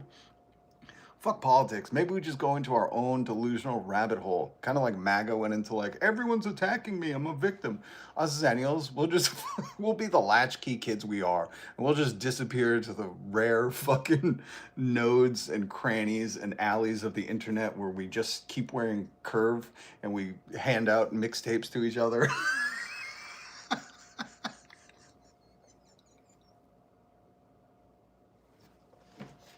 I'm here for it. My God. Blockbusters. You're gonna depress me. I promise you, you're gonna depress me. If we start talking about Blockbuster, I might get emotional. I can't do it. There's nothing better than a Friday night and getting there early before all the fucking discs behind it. Cause you know what they would do at Blockbuster? These slick bitches, they would put the actual VHS or DVD cover, and then behind it, you had to make sure that behind it was the Blockbuster version. Okay, and then if they had one behind it, you could rent it. If they didn't, because sometimes there would just be walls of new releases, and it was only the thing, and you'd be like, God damn, what are we gonna do? Noah, what's up? Nostalgia farming, hardcore right now, hardcore. I can't do. Listen, I just taught my wife about this only because it's such a small smidgen of Xennial life, of elder millennial life. Does anybody, be kind, rewind. Does anybody remember laser discs? I'll never forget. I had a fucking science teacher. If you don't know what a laser disc is, I wish I could bring it up. I had to show my wife this because she was like, what are you talking about? And I was like, I know they didn't take off, but listen, there was a brief period before DVDs came out where DVDs and laser discs were fighting, okay? They were duking it out. And if you don't know, thank you, Anical, huge CDs. A laser disc, right? A CD. I just looked around like I had a CD on me. Oh, you guys are killing me right now. I just thought I was going to reach into my CD bag of tricks. Okay, you can do this. You can do this. So anyways, a CD is about this big, right? A laser disc was about this big. And I'll never fucking forget. The science teacher rolled the fucking TV into the classroom, right? And he was so proud. He was like, guys, I know you're young, but this is the future of entertainment right here. He said, today we're going to watch, and he opened what looked like a vinyl bag. It was huge. It looked like he was taking records out, and he was like, today we're going to watch something on Laserdisc. And he picked it up. It was this big. It looked like a DVD this big, right?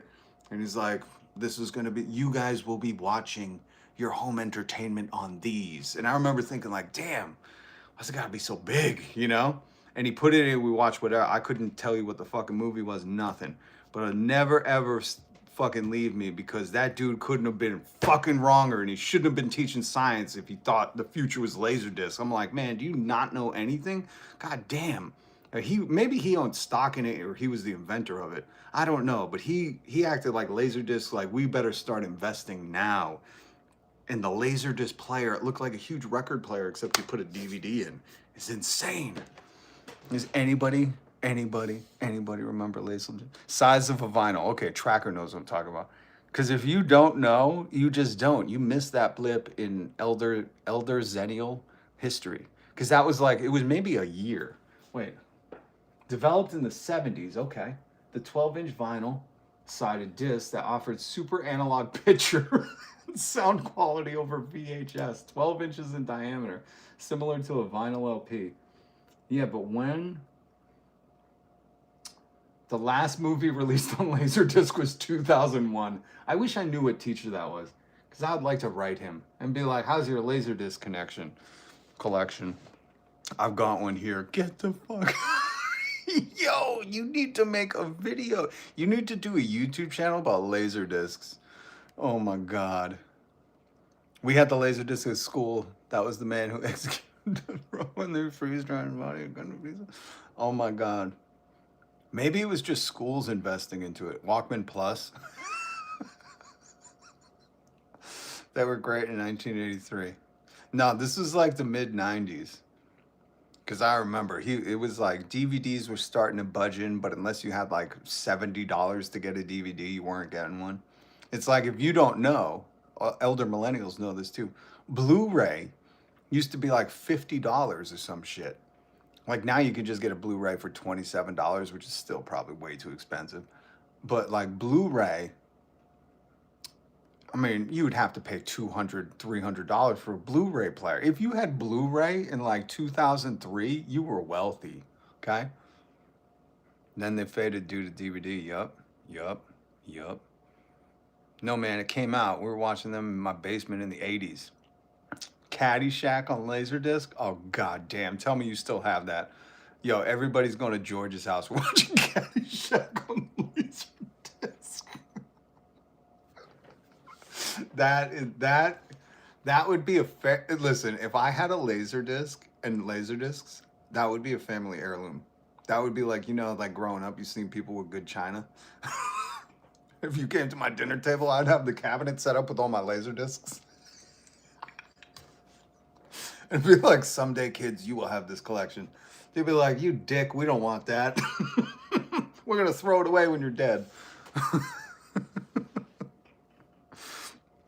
And then Blu-ray and HD had war with Blu-ray. One because of the PS2. Yeah. People used to buy PS2 to use as DVD players. Yeah. Yo. No, I know. I forget who gave me a PS3. No. That was the first one I bought on my own. And I'll never forget, I used it as a DVD player. I didn't have a DVD player. I said I'm spending all my money on a PS3. And you know what I used to have to do? Because that's when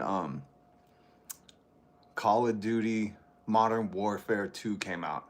The original time. And I used to put the whole thing away and hide it in my closet because I was working a lot. And I could not trust myself around video games. We have news to get to. What the fuck is going on? Anyone remember Echo?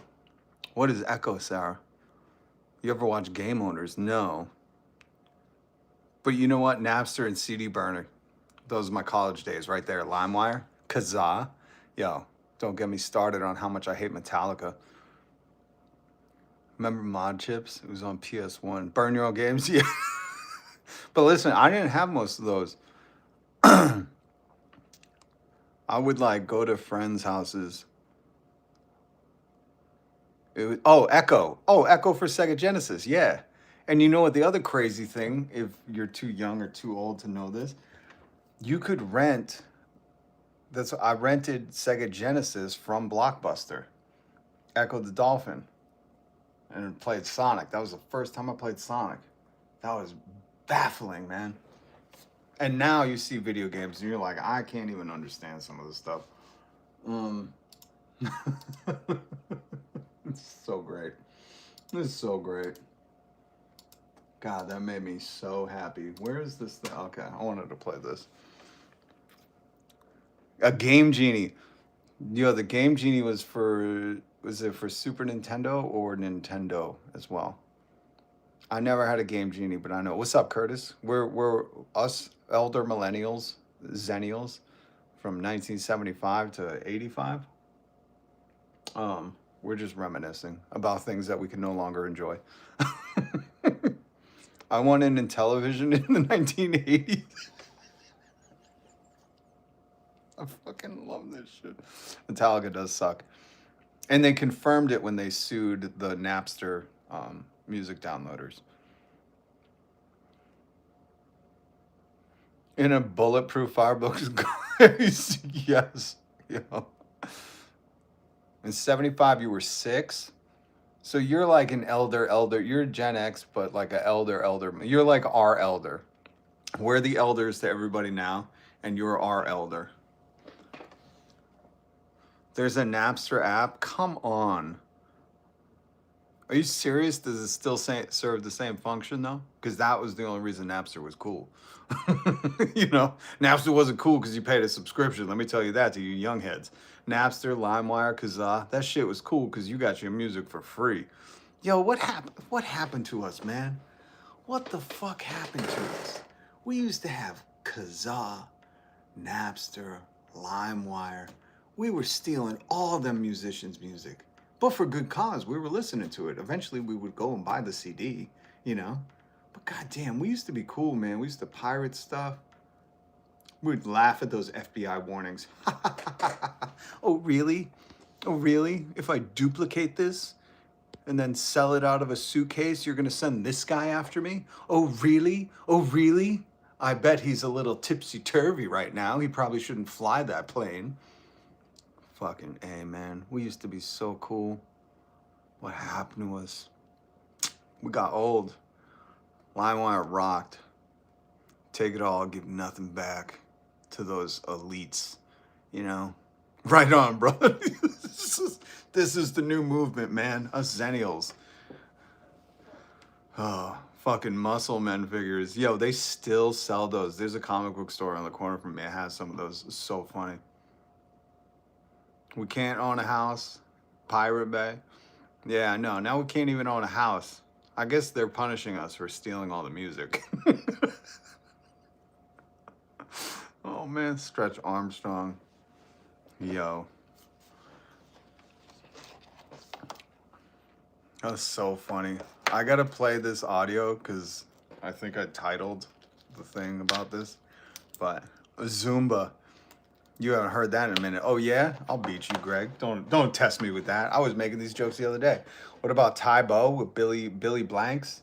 What about Jazzercise? Yo. If you know, you know. If you know what Jazzercise is, you know. Richard Simmons sweating to the oldies. You'd miss school and fucking Bewitched would be on. And MASH and what else?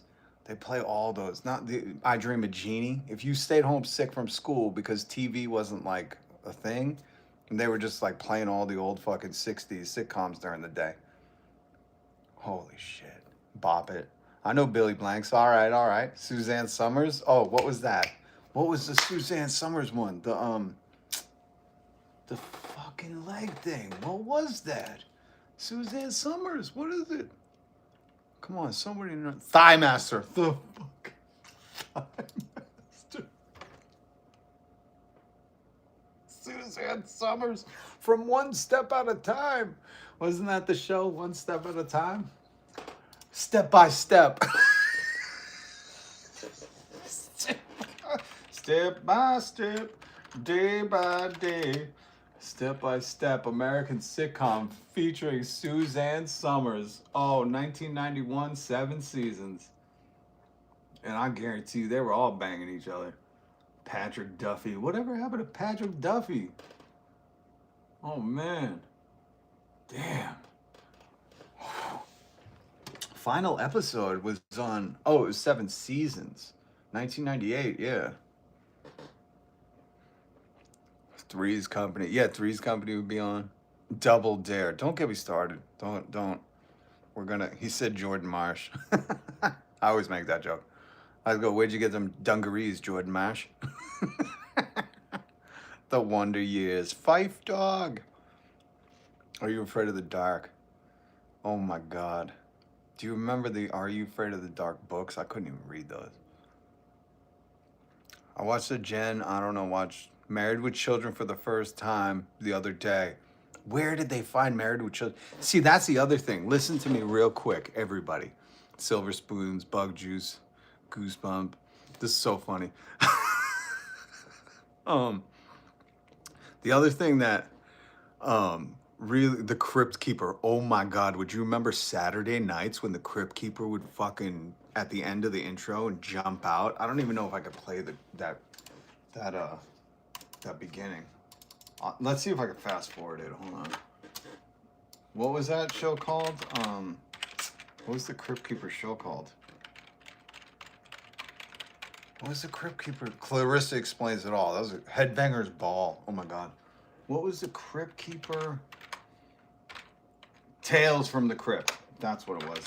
Tales from the Crypt. What was the theme song? There we go. Oh my God. All right. Are you ready? This is for my elder millennials. You young kids, cover your ears. This is going to be too scary. Hold on. Why is it doing that? I don't want it. Hold on. I'm going to fast forward it because I don't know. Listen, if you could, hit subscribe, hit the notification bell. We're just taking a Xennial detour right now. Usually we talk about politics because, it's our turn to step up and say revolution. Viva la revolution. But, we all have something in common. See, this is where the political divide can't touch us. We are invincible. We are like Captain Planet, We are like Lion-O and the fucking Thunderhawks and all them fucking great shows. We cannot be divided. We grew up on knowing is half the battle. The other half is action, taking community action. You know what I'm talking about. All right, here's the beginning, the intro to Tales from the Crypt.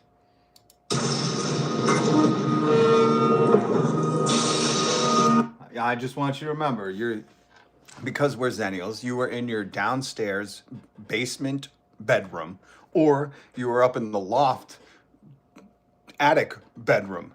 What happened to attic and basement bedrooms? Go watch an 80s scary movie, okay? And you'll see they used to put us the older siblings in either basement rooms or attic rooms. And it couldn't have been healthy, It was either musty or it was insulin-y or what was it? You know what I'm talking about. So I want you to just imagine, you're over at your best friend's. This is Saturday night, 11 o'clock just hit, and you're like, are we going to do this, man? Are we going to do this? Oh, I can't even look at that Crypt Keeper's face. What was wrong with us, kids? What was wrong with us? We are unicorns, man. You can't tell me that, kids should be watching the Crypt Keeper jump out. All right, so everybody tucked in? You're in your basement. I slept in the attic bedroom. Little D knows what I'm talking about. Asbestos, yeah, that's it. It was all asbestos ridden. Oh my God. All right, this is the intro from Tales from the Crypt. So now I just want you to picture yourself, This is the late 80s, early 90s. You're a Xennial, but you're not a Xennial yet. They didn't have that word. And you just had your friend over, sleep over. You told your mom you went to bed, but you snuck the TV on, and Tales from the Crypt comes on. What the fuck was wrong with us? This is a horrifying show that no child should ever watch.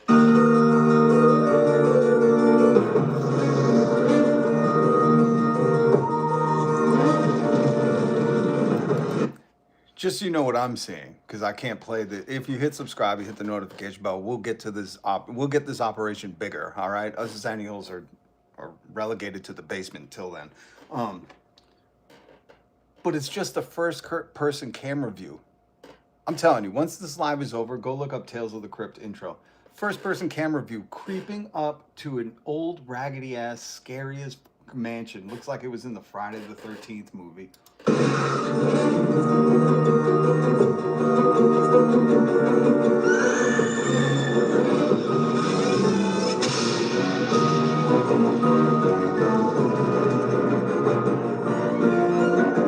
I don't like this. I don't like this.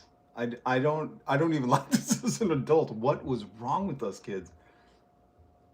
You know what the funniest part is? I feel like this intro is going to be ended by a like call 1-900 right now. It's only 99 cents a minute. Remember those commercials?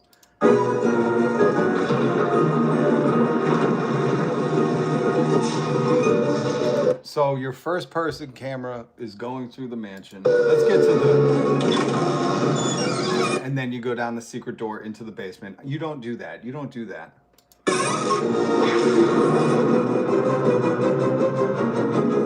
Oh, and the basement is like a goddamn Jeff Epstein lair. I'm going to fast forward a little bit because I forgot how boring this intro was. Like, it's just... You know what TV shows don't have anymore? Theme songs. Stranger Things has like a ringtone, which is amazing, but they don't do theme songs like they used to. This was like a whole goddamn Mozart symphony before Tales of the Crypt, just so this crypt keeper, he's about to jump out of the grave, if you're not paying attention.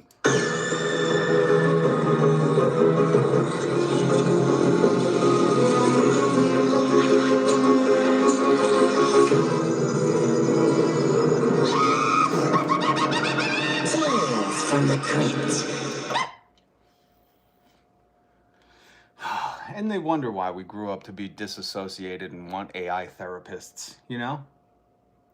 I don't think we need to wonder anymore. I can't believe that. Who sent me down this rabbit hole? I blame you. 5-minute intros. I know. It was, yeah, back then there wasn't many channels and there wasn't many shows. So they were like, all right, we got to kill about 8 minutes. I know. Let's hire a symphony to do a 6.5-minute intro where we just go into a mansion and then this skeleton jumps out at these children. I could never watch that exactly. I saw him in my mind. Isn't that haunting? Isn't that haunting? Oh my God. Wait a minute. Baratus? Dads had us watching The Exorcist in the fog at 8 years old. I gotta admit, I didn't see The Exorcist until I think I was like 19. And at that point, I was still too young. That's so funny. Norm. Rip. All right. We gotta focus on some news. X-Files. Oh, I forgot of it. Twin Peaks. My God. Good times. I love good times. WHT, one channel. Did anyone watch the 4:30 movie on TV? They had Vincent Price. I remember the Saturday afternoon movie. That's how I saw Stop or My Mom Will Shoot. You young kids will never understand the movies we had to watch because there were no other channels. Unsolved Mysteries. Oh, remember Rescue 911? Unsolved Mysteries was great. That one was a freak show. But do you guys remember Rescue 911? I think that was the start of the downfall of our society, where people are like, yeah, I want to watch this child all of his family members on accident because somebody left a gun on the bed. By the way, I'm supported by viewers like you. If you could hit subscribe, because sometimes I say stuff and YouTube just demonetizes me. Fucking motherfuckers. Anyways, so I'm supported by viewers like you. You can support the channel by just hitting subscribe, hitting the notification bell. And you know what? Maybe from now on, we just do like a weekly Xennial meeting. I feel like we need this. My oldest sister made me watch Chucky when I was like 7 or 8. Still traumatized. Listen, Chucky f***ed me up. You know why? Because every Halloween, you go trick-or-treat and you come home, and I think it was at 7 or 8 p.m., they would play one scary movie that night. And, I just shouldn't have been alone on the couch watching Chucky. You know what I mean? Like, you can't do that to a fucking 10-year-old. You just can't do Pet Sematary. We can't do this. We can't do Pet Sematary. I can't do this. I can't do it. We're gonna do it. I can't do it.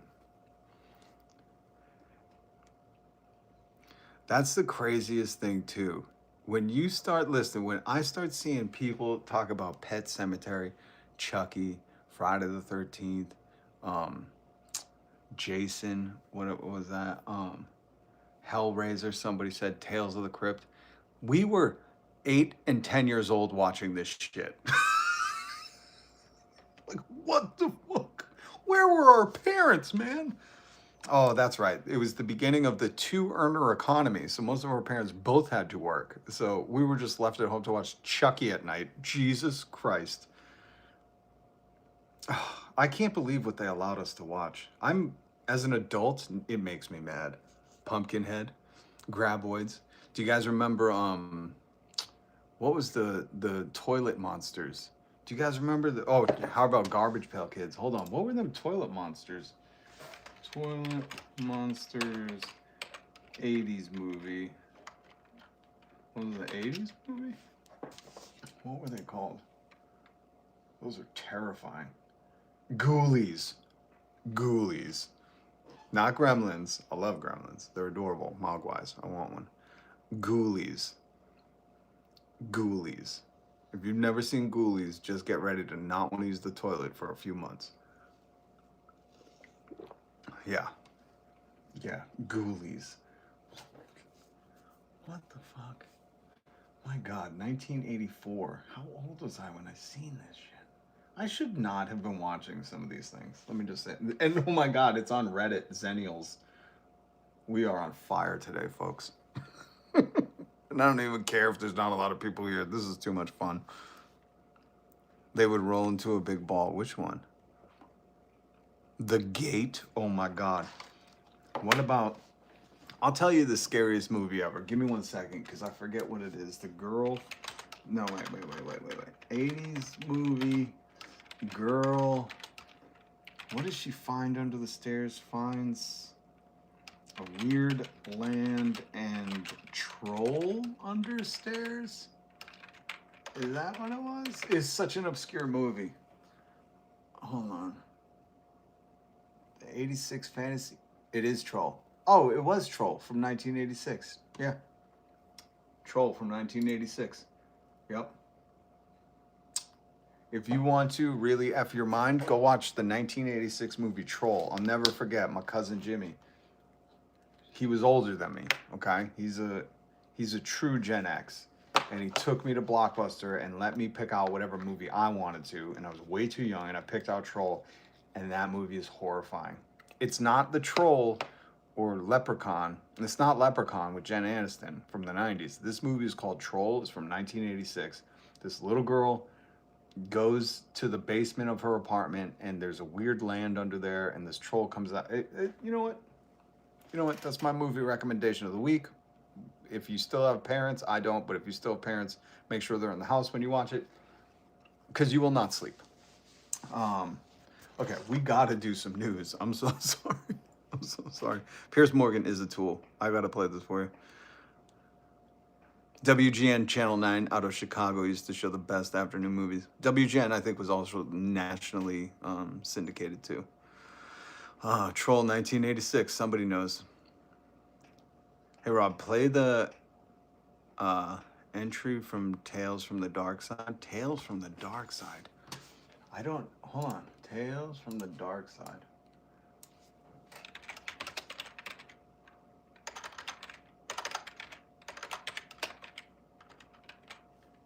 DMX, Tales from the Dark Side? Tales from the Dark Side, series? Tales from the Dark Side, intro 1980s. I don't even know this one. I'll play it. Hold on, I gotta make sure. Okay, the playback speed is bumped up.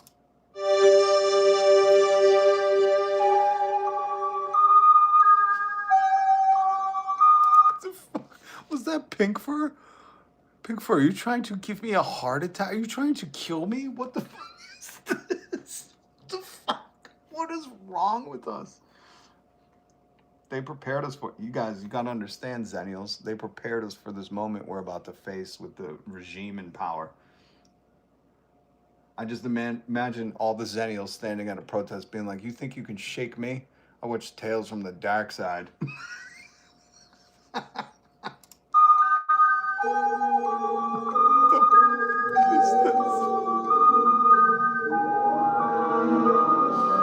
Man lives in the sunlit world of what he believes to be reality.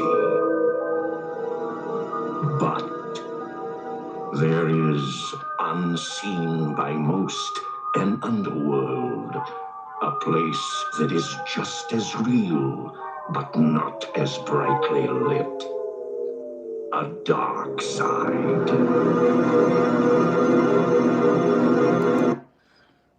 Oh my God. This explains so much.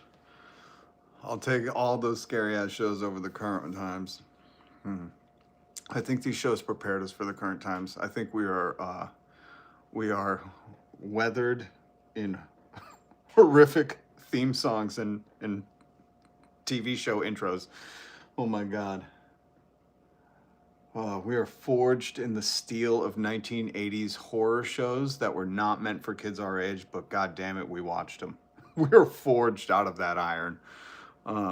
News now, flashback over. Yeah. I'm so sorry. I'm so sorry. Yeah, we're gonna do some news. I'm gonna play this audio for you. Oh my God. Sorry, we just went down a little what's it called when there's a nostalgia that you have nostalgia for something that doesn't exist anymore? Okay, here is Tara Palmieri talking to this chode right here. I'll play the whole clip.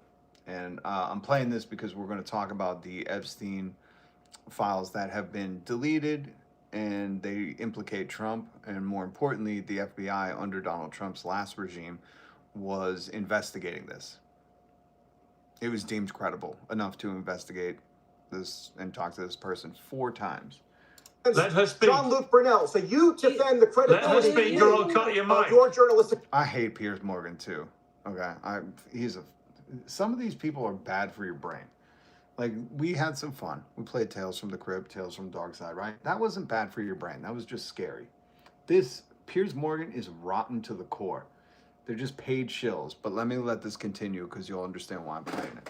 It's a collaborator. Go ahead. Who do you work for, Michael? Who do you work for? Austin Powers, right?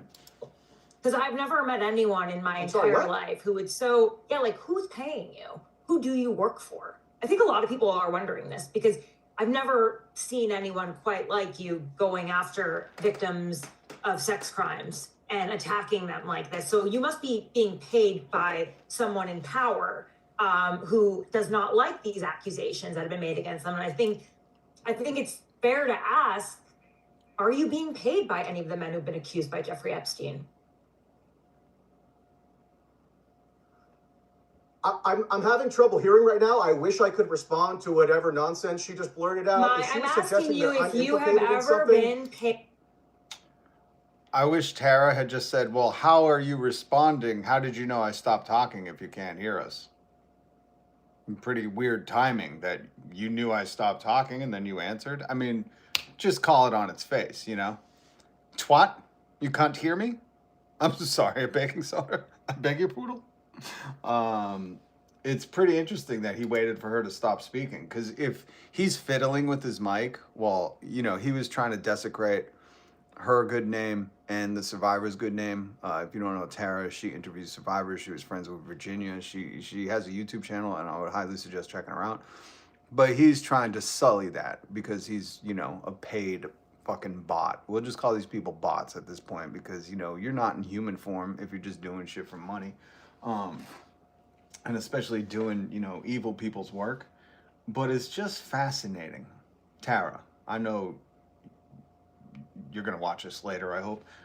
Next time somebody starts talking after you stop and they say, twat, I can't hear you. You say, cunt, what was that? How'd you know that I was done talking? Just simple answer me this. Riddle me this, Joker. I think it's fair to ask, are you being paid by any of the men who've been accused by Jeffrey Epstein? I'm having trouble hearing right now. I wish I could respond to whatever nonsense she just blurted out. I'm asking you if you have ever been paid by any of the men who have been accused of crimes. Maybe somebody can an astonishing coincidence that you suddenly lost your hearing when you were asked a very difficult question. And rather telling, I may say. I swear to God. I swear. Don't swear to God. The Bible tells you that. Just make your yes a yes and your no a no. There's a Bible lesson for you. Yeah, so I wanted to play that. because that's very important to understand these people that say it's all a coincidence, you know, or whatever they're saying. They're saying a bunch of shit. It doesn't matter. It's all irrelevant, because this article today,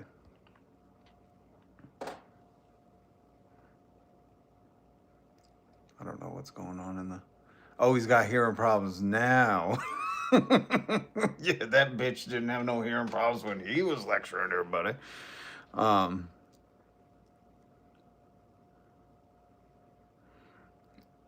Yeah, how many Russian bots? Listen, they're all over the place. We know there's a large psyop working on the internet because Mark Zuckerberg, Elon Musk, all of these frauds have, you know, exposed themselves, not in the Epstein way, but in the way of, like, you know, they're just going to fill their virtual spaces. Like Zuckerberg was like, AI is just going to be all, I mean, the metaverse is just going to be all AI bots, you know, because people aren't using it, because he's charging, what, $1,000 for the headphones just to get in? Yeah, if the club's that expensive, people ain't going to go, man, especially when the club sucks. But Elon Musk, you know, we found out that all of his stuff is botted, you know, account locations in Africa, Russia, Eastern Europe, Southeast Asia. So this is clearly a psyop where these very wealthy people can pay these bot farms to come in, just regurgitate some things, maybe reply to it. So understand that. But the important thing is that there are journalists doing digging. I love NPR. And this article is very fascinating. I'm going to read it, okay? What's up, Thorne? Good to see you.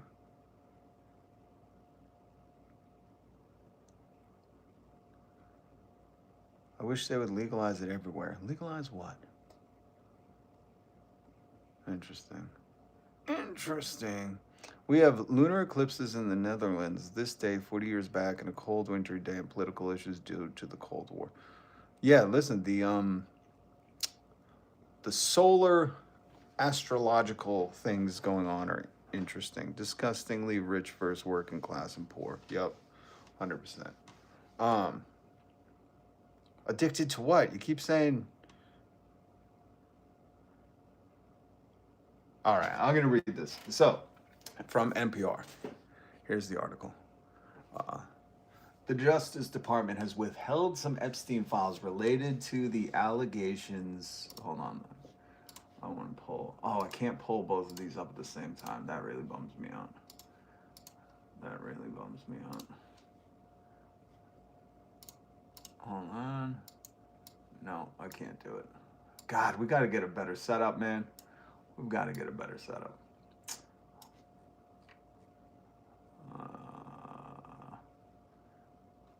All right. Justice Department withheld Epstein files related to allegations that President Trump really abused a minor, and NPR investigation found. It also removed some documents from the public database where accusations against Jeff Epstein also mentioned Trump. Do you think we're babies? They do. Some files have not been made public despite a law mandating their release. These include what appears to be more than 50 pages of FBI interviews and notes from conversations with a woman who accused Trump of abuse decades ago when she was a minor. NPR reviewed multiple sets of unique serial numbers appearing before and after the pages in question, stamped it into documents in the Epstein Files database, FBI case records, emails, discovery document logs, and the latest tranche of documents published at the end of January. NPR's investigation found dozens of pages that appear to be cataloged by the Justice Department but not shared publicly. Interesting. Interesting. Smart people don't like me. No, we don't. The Justice Department declined to answer NPR's questions on the record about these specific files, what's in them, and why they're not published. Remember, they're breaking the law. The Epstein Transparency Act, or whatever it's called, they needed to release it all, redact the survivors' names, and not redact the co-conspirators' names, and they're still breaking the law.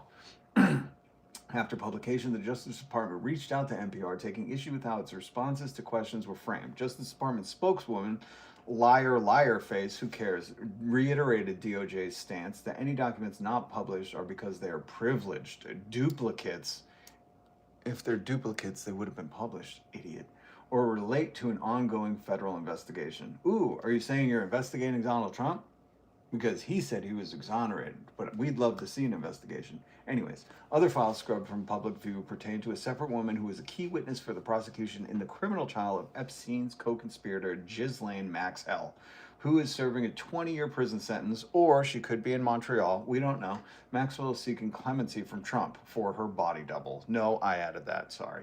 Some of those documents were briefly taken down and put back online last week, while others remained hidden, according to NPR's comparison of the initial data set from January 30th with document metadata of those files currently on the Justice Department website. NPR does not name victims of abuse. Good on you, NPR, because the government does. Because they protect this dude who moves like a bitch. I moved on her like a bitch. We know. When asked for comment about the missing pages and the accusations against the president, the White House spokesperson told NPR that Trump has, quote, done more for Epstein's victims than anyone before him. Done more how? Violated them? Abused them? How? Elaborate. Anyways, quote, just as President Trump has said, he's been totally exonerated on anything relating to Epstein. I love that how you can not have an investigation and be totally exonerated. You know what I mean? Usually an investigation exonerates somebody. But who am I to say? I'm just a simple layman. I'm just a elder millennial, folks. White House spokesperson Abigail Liarface Lyington told NPR in a statement, quote, and by releasing thousands of pages, they should say what her salary is. They should say, when these spokespeople lie to the public this blatantly, they should say their salary, you know, their stocks, who they're invested in, who their parents are. Like, let's get some background on Abigail Jackson. And by releasing thousands of pages of documents cooperating with the White House Oversight Committee subpoena's request, signing the Epstein Files Transparency Act, and calling for more investigations into Epstein's Democrat friends, President Trump has done more for Epstein's victims than anyone before. Meanwhile, Democrats like Hakeem Jeffries and Stacey Plaskett have yet to explain why they were soliciting money in meetings from Epstein after he was convicted. Yeah, investigate that too. Here's the thing. I moved on her like a bitch. We know. We want accountability. That's not party lines. There's no party lines in accountability. I know maggots, MAGATS, and Donald Trump, they all think like accountability falls along party lines. We use our power for vengeance because they're thin-skinned, bitch-made plutocrats. But, accountability is just accountability. That's why when you see the Statue of Justice, she has a blindfold on. She's blind. She's holding scales. She can't see what she's weighing. Donald Trump would derobe her. He would derobe the Lady of Justice. Gross. In a letter to members of Congress, we're reading the NPR. Here, I'll just put this up because I'm beyond here. But we're reading Justice Department withheld, removed some Epstein files, and ooh, it gets juicy at the end. America, what a joke of a country, 100%. And we can't even make jokes anymore because these people just become the joke. It's like, we were trying to make a joke, and now you're just doing it? Oh, gross. I moved on her like a bitch. I couldn't get... You can't even say the president moves like a bitch anymore because he used it seriously. What is the charge? Is it? The Epstein files. That will be the charge. Anyways. Okay. On February 14th, first reported by Politico, Attorney General Pam Blondy and Deputy, or as I call him, Secretary Attorney, Todd Blanche, who is Donald Trump's criminal attorney, insist that no records were withheld or redacted. Here's the thing. Pam Blondy also insisted that the Epstein files didn't exist. So, I don't know about you. He moves like a bitch. He does. I don't know about you. But once somebody's been caught in a lie, I don't necessarily trust them again. You know what I mean? And again, this isn't my opinion. Pam Blondy said the Epstein files don't exist. And now she's saying no records were withheld or redacted. Okay. In the last 2 weeks, as lawmakers have begun to view unredacted copies of the Epstein files, both members of both parties have criticized the way Trump administration has handled the release. Yeah, because you don't want him handling any release. Anyways, they have also continued to accuse the Justice Department of violating the law and operating without transparency in redacting information 100%. Now this gets into the juicy stuff. I'm going to self-edit, I guess you could say. First woman accuses Trump of abuse. According to the newly released files, the FBI internally circulated Epstein-related allegations that mentioned Trump in late July and early August of 2025. The list, collected from the FBI's National Threat Operations Center, included numerous salacious allegations. Agents marked most of the allegations as unverifiable or not credible. Most of them. Key word there. Most of them. It's the little things. Words still mean something, folks. So when they say agents marked most of the accusations as unverifiable or not credible, even some of the ones that they marked unverifiable, you can go look up the Alexander brothers. There's like Olaf and Oren. They're being charged federally for the crimes that they were mentioned in the Epstein files for too, where they were mentioned right next to Donald Trump's name. And that was a deemed uncredible witness. Even though these charges are against these brothers. Heinous things. You can read it for yourself. I've talked about it here on the live stream, so hit subscribe, hit the notification bell. Okay, but one lead was sent to the FBI's Washington office with the purpose of setting up an interview with the accuser. The lead was included in an internal PowerPoint slide deck detailing prominent names in the Epstein and Maxwell investigations last fall. The woman who directly named Trump in her abuse allegation claimed that around 1983, just a couple years after Ghoulies came out, when she was around 13 years old, Epstein introduced her to Trump, who, quote, subsequently forced her head down to his exposed, which she subsequently bit. In response, Trump punched her in the head and kicked her out, end of quote. Deemed credible. I want people to sit with that. The FBI thought this was deemed credible. Out of more than 3 million pages of files released by the Justice Department in recent months, the specific allegation against Trump only appears in copies of the FBI list of claims in the DOJ slideshow. Now remember, this is that same dude. Now the poor guy, you got to see this guy. Oh, I don't know what I said. I moved on her like a bitch. I gotta use some Tic Tacs just in case I start kissing her. Old quiet piggy. If you don't believe he's capable of doing this, something's wrong with your brain. Maybe get an MRI. You probably can't afford it if you're in America, but you know, just bang it against the wall and see if that fixes it. But a review of FBI case file logs and discovery documents turned over to Maxwell and her attorneys in the criminal case against her point to one place the claim could have come from. Against her point to one place the claim could have come from, and how serious investigators took it. The FBI interviewed this Trump and Epstein accuser 4 times.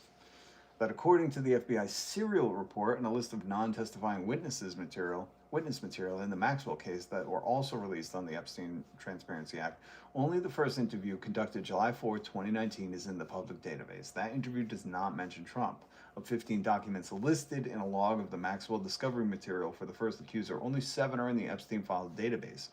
Those missing also include notes that accompany 3 of the interviews. The discrepancy in the files for Trump accuser was first reported by independent journalist Roger Solenberger.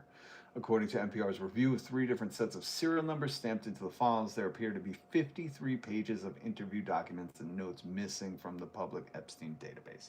And then they go in and they've linked it all. So I'll put this link down below to the NPR story if you want to click through these and see the gaps and yada yada yada. In the first interview document, the woman discussed ways Epstein used her as a girl, and identifying him to investigators showed a cropped photo of the disgraced financier. Her attorney said it was cropped because she was, quote, concerned about implicating additional individuals, and specifically any that were well known, due to fear of retaliation. Who likes to retaliate? Let's use some critical thinking, my older millennials. Let's see. Is there anybody in power that likes to retaliate against blue states, defunding people, criminalize anybody who's dissented against them, kicked people out of the White House press pool because they didn't ask nice questions and glaze him? Is there anybody who has that kind of MO, that modus operandi, you know, their signature thing? Let's say somebody who maybe would sue people to shut them up. Who sued Rupert Murdoch until he produced the birthday card to Epstein? Oh yeah, that was Donald. Jeffrey Epstein's best friend Trump. Interesting. Interesting. So, you know, I'm just saying, when there's a trail of breadcrumbs and then there's one fat fucking old tyrant eating a donut, you go, I think that's him. I think he's the slob. So yeah, she was scared of retaliation. And that fits right with the guy who moves like a bitch. I moved on her like a bitch. Okay. The FBI agents noted it was widely distributed photograph of Epstein with Trump. A woman whose biographical details and description of Epstein's found in the FBI interview also line up with details from a victim lawsuit. In December 2019 filing, Jane Doe 4 does not mention Trump, and the woman voluntarily dismissed her claims against Epstein's estate in 2021. Attorneys for this accuser declined to comment.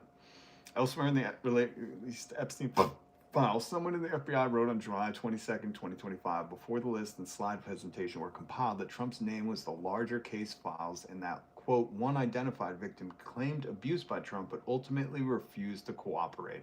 I wonder why, when you have the most powerful man in the world who kidnapped Maduro and now just self-proclaimed him anointed king of Venezuela, I wonder why people wouldn't want to cooperate when he's flexing his power of kidnapping foreign presidents, starting wars with Iran, and just doing whatever he wants, deporting American citizens, veterans, arresting people, violating your constitutional rights. I wonder why you wouldn't want to cooperate with something that could take down this tyrant pervert. Pervert tyrant. I don't know what the proper grammar for that is. I didn't pay attention in grammar school. By the way, if you stay here long enough, Xennials, I want to show you a little trick, how you get away with your favorite flower not smelling. Let's just put it like that. Second abuser says she met Trump at Mar-a-Lardo. The other woman who mention of Trump made the DOJ's presentation appears in Maxwell Discovery Files released last month and is what is known as Testifying Witness 3500 Material List. And there's links to all of this stuff, so down below.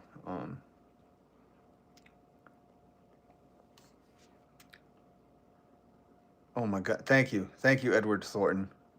Don't ever say Trump is what we need right now unless you're looking for somebody to violate your children. Shut the fuck up. God damn it, these fucking idiots. In the first interview of 6 of the FBI with the FBI conducted between 2019 and 2021, the second woman detailed how Epstein and Maxwell's abuse began while she was around 13 years old, attending the Interlochen Center for Arts, and described how at one point Epstein took her to Trump's Mar-a-Lago to meet him. Epstein told Trump, "This is a good one, huh?" The interview report reads, remind me you, believe you me. 2019 was Donald Trump's FBI. This was before he put in the Make-A-Wish Cash App Patel kid. You know, the podcast, the desperate pick-me podcaster to lead the FBI. It was before he put in most of his lackeys. So the FBI, under Donald Trump, was investigating him. This is fucking bananas. In the 2020 lawsuit against Epstein's estate, Maxwell, the second woman, added that both men chuckled and she, quote, felt uncomfortable, but at the time was too young to understand why. This is horrific. The interview was removed from the DOJ's public files sometime after the initial publication on January 30th and was republished February 19th, according to the document metadata.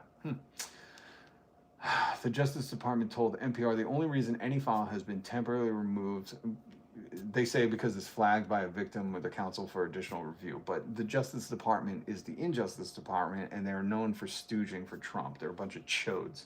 Multiple FBI interviews with the other people refer to the second woman's meeting with Trump while she was a minor and being used by Epstein. One interview with a fleeting mention of Trump was removed from the public database and subsequently restored last week, while another interview with the woman's mother is still offline.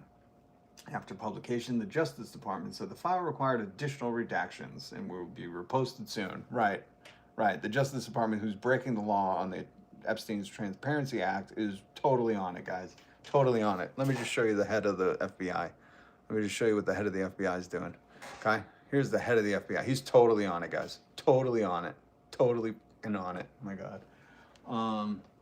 In that conversation, the mother recalled hearing that, quote, a prince and Donald Trump visited Epstein's house, quote, which made her, quote, think that if they were there, then how could Epstein be a criminal? This is the problem with America. That line alone. So many Americans think, well, if he's a prince, he's a good guy. Because fucking Disney propagandized you to think that the prince is going to give you a kiss to wake you up and all is going to be well and you're going to live with 7 midgets that, you know, cook and clean for you. But that ain't true, man. That ain't true. Them little people have rights and they don't want to be called midgets. And on top of that, they were working in a mine. They should have formed a union and fucking rallied. And Snow White should have. Maybe I'm mixing up my Disney metaphors, but you get what I'm saying. You get what I'm saying. Where are we? So that's the line that if there's a prince there, how could Epstein be a criminal? That's America's wealth equivalency. They think because you have a lot of money, obviously you're better than me. And let me tell you, no, they're not. They're worse than you. Much, much worse. Except for some of you maggots. You know, some of you are very questionable. And the J6ers, you know, that whole crowd. They're just a bunch of garbage. They just saw in Trump what they wanted to be or what they are. And they said, I'll stand by my man no matter what. And they are little subservient bitches to any kind of fucking pretend to be macho alpha male. He moves like a bitch. He said it. I moved on her like a bitch. Just not me, man. That's Donald calling himself a bitch. Oh, okay, Katie, hold on. The possible omission of files that mention these women's particular allegations against the president come as the Justice Department is warned about other documents it has published in full that includes what it calls untrue and sensational claims about Trump. Well, just post them in full, man. Post all of them in full, because if you're innocent, you ain't got to worry. All right? Hold on. I got to let this kitty cat in. Come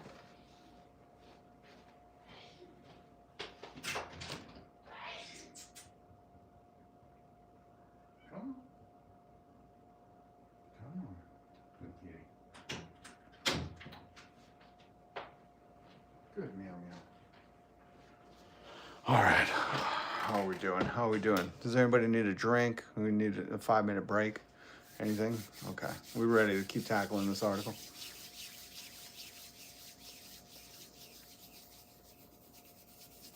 Money is the root to evil. It's an addiction, greed, like hoarding, 100%. Thank you, Daniela May, if I pronounce that correct. Thank you for subscribing. I'm supported by viewers like you because, goddamn, YouTube keeps demonetizing all my stuff. So if you could support the channel by hitting subscribe, you could super chat, you could send a gift, you could do whatever you want. But the free way is hit subscribe. You could be a member. Big shout out to all my members. Sardion, Smoking Blondie, everybody. And if I'm forgetting you, my apologies. All right. At the same time, Justice Department has removed and re-uploaded thousands of pages in recent weeks to fix improperly redacted victim names. They did that on purpose. You know, you don't have all our tax money and infinite fucking, budgets and fuck that up. I'm sorry. And if you, and here's the other thing. If they did just fuck it up, guess what? Fire them all. They're not qualified. You shouldn't be working at the FBI. If your whole job is to protect victims and you can't do that in paperwork that you've had years to fucking do, then guess what? I don't know. You're fired. You work for us, right? You're paid by our taxes. I fired you. Cash Patel, you're fired. Somebody clip this and send it to him. You're fired. Sorry.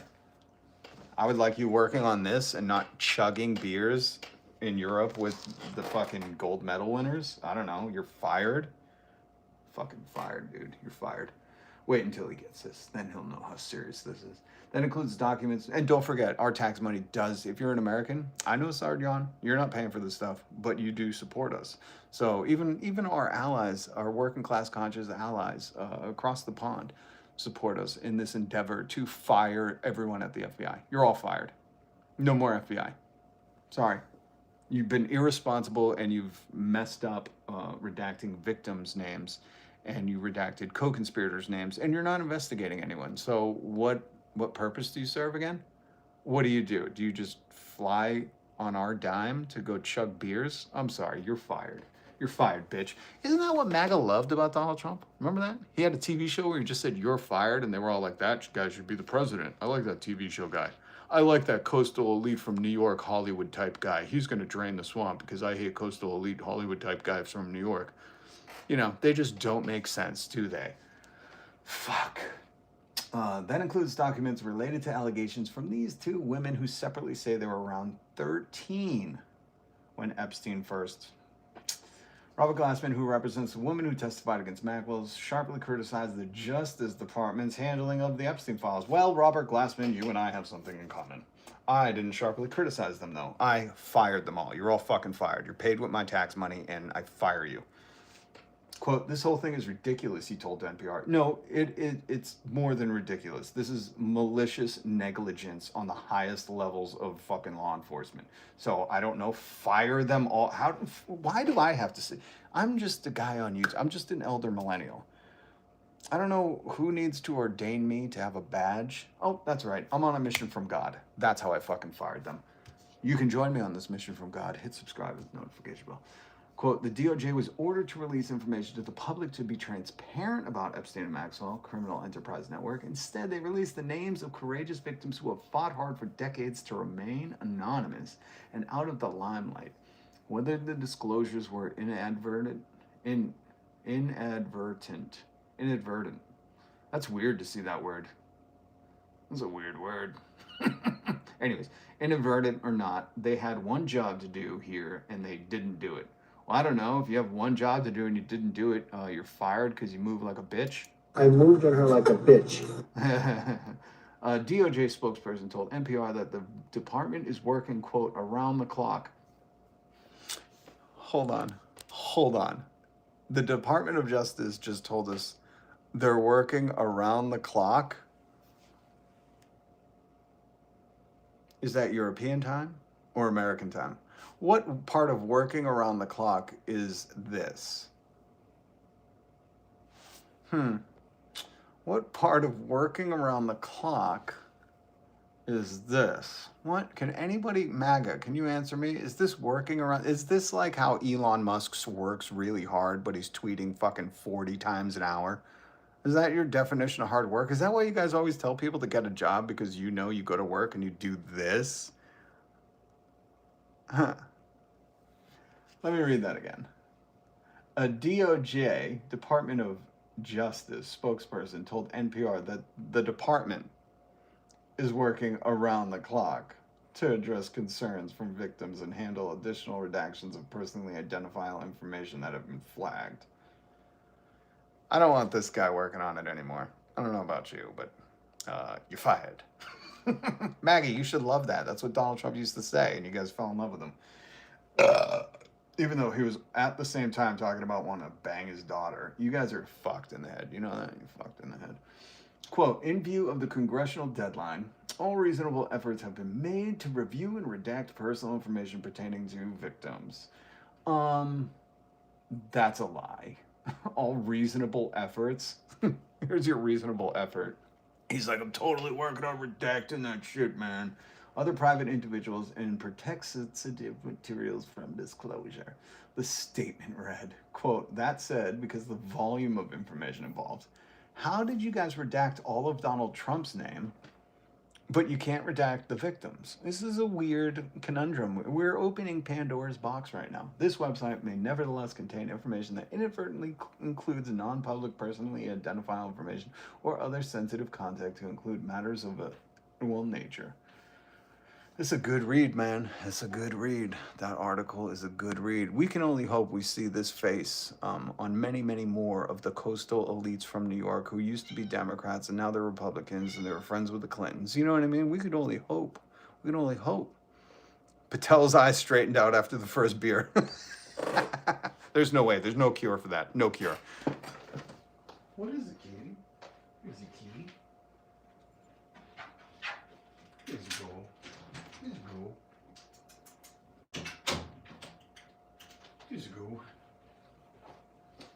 All right, so that was really important that I play that for you. Breaking news from MS Now this hour about Trump-related files missing from the DOJ's Epstein files release. That's a weird way to say. The end of this is going to be quick and ugly and just. We can only hope. Epstein arrests 4. Jeff, Ghislaine, Prince Andrew, but he was a catch and release. They caught him. They took the photo. They did a photo op, and then they were like, go back to touching of young Sandra Ham estate, where you just ride horses all day. And then who's the 4th? I don't think they got a 4th, man. I mean, I like the hope. I like the hope, you know. Like, hey, we got four of the hundreds of elites that run everything. We got 4 of them, man. We're pushing for 5 right now. I'm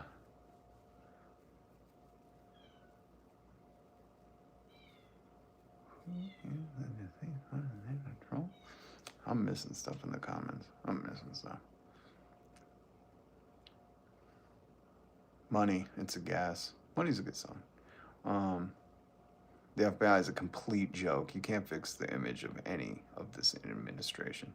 Well, that's why I keep trying to spread the word that, because so I understand there's a lot of people who want to build back better, as has been said among politicians and bureaucrats and people that, you know, think this system is not failing us completely. But I want to remind you, when institutions fail, you can't reform them. You don't reform them. You replace them. These institutions have failed. They failed to secure our shelter, our food, our health care. And all they've done is exploit and extract from our communities so things close down, so we can't afford things. So we're praying gas goes down 8 cents while they strip us of healthcare and send the Epstein army, aka ICE, to our neighborhoods to kidnap our neighbors, our loved ones. This is not something you build back better. This is something that you say, it had a good run. You Christy Nome old Yeller her, however that movie ends. I didn't see it, but Christy Nome old Yeller. You Christy Nome the pup of alleged democracy. Primal screams. State of the Union tonight is going to be brutal. Primal, I said this earlier, we were talking about it earlier. I'm not going to watch. I refuse to. And plus, I think it would be funny if it got the worst ratings ever. And here's my point to not watching is he lies all the time. You know what I mean? Like, hold on. Here's this fucking turd saying that 300 million people in the US died of drugs last year. And the fact that 300 million people died last year from drugs, that's what's illegal. If you don't know, there's, I think, 380 million people in the US, give or take some. So Thanos snapped and it was more than half of America died from drugs. You know what I mean? He just says whatever. And I don't know. I don't think politicians are feisty enough for me to watch this, you know? I've been conditioned. I've been forged in the irons of Tales from the Crypt. I'm a Xennial. I'm an older millennial. And you got to give me, you know, some of that fucking Ghoulies stuff. You got to give me some of that Child's Play, that Chucky. You got to give me something lively, you know? I want to see people standing up going, Epstein's best friend, you kids, you know, like I want to hear that. I want him to be given the disrespect he deserves, and none of them are going to do that. They're all going to sit and not clap and wear fucking pink or something. I don't know. They're all going to coordinate and act like, you know, this is a message we're sending to people. No, you know what a message you're sending to people is? The old fucking plastic handcuffs. The zip, zip. You know, that's a message that we can all get behind, you know? But it won't happen. 345 million people in the U.S. Thank you, Edward. So that makes it even worse. So basically, Donald Trump said Thanos snapped everyone out of existence in America last year from drugs. Like, this is what I mean. It's like, I'm good. I've been around 4-year-olds before where they're like, I drew a dragon. And you're like, that's not a dragon. This is a snowman, idiot. And they're like, no, man, I have a pet rooster. And you're like, I've been to your house. You don't have a pet rooster. Fuck you talking about? You know, I've been around braggadocious 4-year-olds, you know, but they're charming and adorable. This is a president who has heinous charges that aren't being investigated. So that's just my pitch of not watching the State of the Union, or my reasoning. It's always been rich versus poor. Sometimes we were just too old into thinking we had anything to do with it. 100%, CJ, 100%. Math. So there's only 500,000 people left after drug deaths. Gen X here. I've been dealing with these folks for a long time. Love it. Yeah, right? So there's only a few million people left after drug death. He said that, and I was like, how is nobody else like, how is the reporter being like, so sir, what you're saying is everyone died in America last year? You know, like here's listen. Here is how I think we, especially as older millennials, Gen X, older millennials, we're kind of like dissociative generation, you know, latchkey kids, VCRs, Game Boys, eventually pagers, and the first Nokia where you play Snake and thought that was a cool app. Wait until Angry Birds comes out, older me. But the way I think we can rebuke this is to make fun of it, you know? And that's why I wish we had some cool people in the press corps, where when Donald Trump says shit like this, And the fact that 300 million people died last year from drugs, that's what's illegal. you go, oh, incredible. I'm sorry for all of your losses, sir. How many people did you lose in that? My whole family was wiped out. Just incredible. 330 million people out of the 345 million that are in America were wiped out. How many funerals did you have to go? I was one after another after another. And you just use that sarcasm to make him look like the fucking moron he is. You know what I mean? You know what I mean? Common sense kept Gen X millennials alive. CJ, that is one of the truest statements since you said gotta love the mild stuff. That's an old one. CJ's been here for a while. We're old heads in the live stream, but common sense kept Gen X and millennials alive is because our parents were all working. We went from the Married with Children and Simpsons, where, you know, one dad could work and the mom stayed home and would ash in the salad. She would be ripping butts in the kitchen. And we could afford a house, to, you know, what's that fucking stupid show that everybody likes with the Sheldon guy? The Big Bang Planet or something? I don't know. Where there's like 8 guys living in one apartment, you know? So like we were the generation where, you know, we had to have some common sense. We had to ride bikes and go see people. We didn't have the internet. We had to know shit. We had to know when you were being tricked. You know, we had to give a hoot and not pollute. We stopped using Aquanet, even though it made our hair look damn good, because we were putting a hole in the ozone. What was it, the Montreal Accords?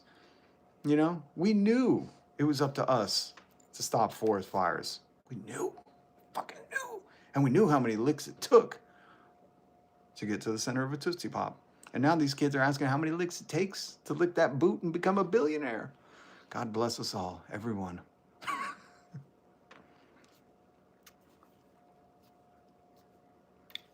Big Bang Theory, that's what it's called. I was thinking Third Rock from the Sun, which was a pretty good show. It was the Hairspray. Gen X, the no bullshit generation. Yeah, but you also couldn't find them. They were always like, you know, dissociating somewhere, not caring.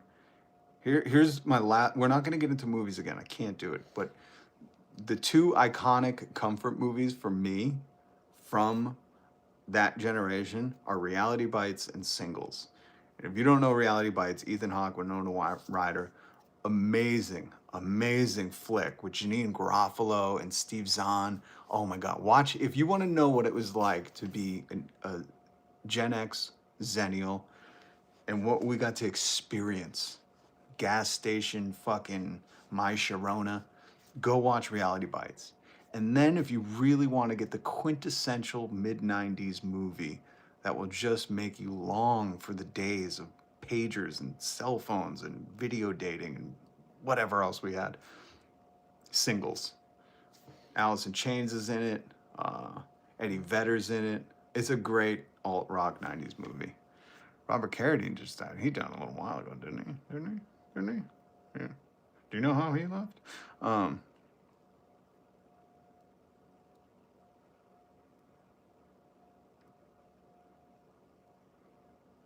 My daughter couldn't believe that there were commercials to ask you where your children were at night. That is so funny. I gotta find that commercial so I can play it for my kids. Like, our parents had to be reminded they were parents. You wonder why we're so fucking apathetic to shit. Well, we're not anymore. We're not. We're older, so we've got it. Oh my God, it's so funny. Thank you, Eggy Rose. Thank you. Finkelstein, is that from Ace Ventura? Was invited to Epstein Island, and his answer was, if Epstein asked again, Finkelstein would do something very uncomfortable for him. Yeah, investigate them all. They have a whole bunch of them on YouTube. Oh, that's great. I'm gonna watch those later. I remember those commercials when my parents had no idea where we were. 100%, the good old days. Oh yeah, God blesses everyone. All right, guys. I think I hit it all. I think I got it all that I was planning on talking about. Oh, there was some status quo news. Linked it down below. There's a Jeffrey Epstein on Donald Trump, the Epstein tapes with Michael Wolff I wanted to play. But I think, you know what? We had a little sidebar. Drinking from the garden hose without being, worrying that an AI data center was poisoning the water the Tesla factory was. Oh, yeah. Oh. Xennial here was once conspiracy theories 20, 30 years is now full-fledged facts. I believed it back then, and I stand corrected. Oh my God, that's funny. That is funny. The picture with you is this somebody hung up in the Louvre. Activists hung this up in the Louvre. He's sweating now, 2026. A joke on the fact that he did a huge interview, said, I don't sweat. I do not sweat. Oh, there was some other meme stuff I wanted to go to, but we don't have time. We don't have time. Yep, remember those commercials saying hello from Bondi Beach. What's up? Keeping it class. That's awesome. Love Australia. Never been there. Scares me to death. Too many snakes and spiders and, just a bunch of stuff that could kill you. The platypus. That is a toxic mammal or a venomous mammal. How do you... I would love to just interview some people from Australia. Be like, how do you live day to day with, every kind of desert creature that just could murk you in a second? That place terrifies me, but what I would do to see a wallaby, up close, or a koala. Lucky. Listen, keeping it class, can you please take a video of the wildlife near you and post it on YouTube? I'm obsessed with your island, but it terrifies me. I'll never go. I will never go. Never in my life. No thanks. You can't go in the water. There's too many sharks. You can't go on land. There's the wolf spider and the hatch spider. I don't even know. They have crazy names. It's all scary. Not as toxic as a MAGA mammal. Spiders the size of your hand. They get a bad rap. Okay, that's... listen, crikey. I've seen Crocodile Dundee, where he's like, that's not a knife. And he pulls out this 18-incher. Listen, okay. You are a different breed of human, and I'm not going to mess with you. Fucking, he's like, spiders the size of your hand. They get a bad rap. You throw them on the barbie or whatever. I don't know, but got heaps of video. I love that you say heaps. That's one of my favorite things. Keeping it class. Do you like Taika Waititi? I know he's New Zealand, and I love New Zealand movies and comedy. But your whole culture of comedy down there is so fascinating to me. So fascinating. Kangaroo in the backyard. I was just watching box jellyfish. Yeah, okay, listen. Fuck, ixnay on that. I know it's so many things that can just poison, and you go swimming once and something brushes your leg and you just go to sleep forever. I'm like, I don't know if that sounds like a vacation island, But I would go there over Epstein. Okay. You got heaps of video. Okay, keeping it class. I'm going to your YouTube channel later tonight. I'm just going to watch them all. Please post them. That it will keep me up all night, but they keep the huntsman spiders in the house to fight the other stuff. That's what I was trying to think of. Not the wolf spider, the huntsman. I can't do it. I can't do it. I can't do it. I can't even think about what you live through on a day-to-day basis. Where it's like, I'm pretty sure even the kangaroos can box you and beat you up. Absolutely amazing. Australia's British prison colony, part 2. Well, that's just like Florida. Florida is American prison colony, part 1. I've always said Florida is just the Australia of America. But you got to admit, man, them Australians are a different breed of human. Even there, what are the birds that will fucking swoop at you? The magpies. I think it's either the magpies or something. I watched a video of this kid getting straight knocked off a bike because a bird was like, you're in my territory. And I was like, only in Australia are the birds like, yo, back up. Like, what the fuck is going on? You got grizzly bears, mountain lions, and Florida man in the USA. Yeah, it's a little hectic here too.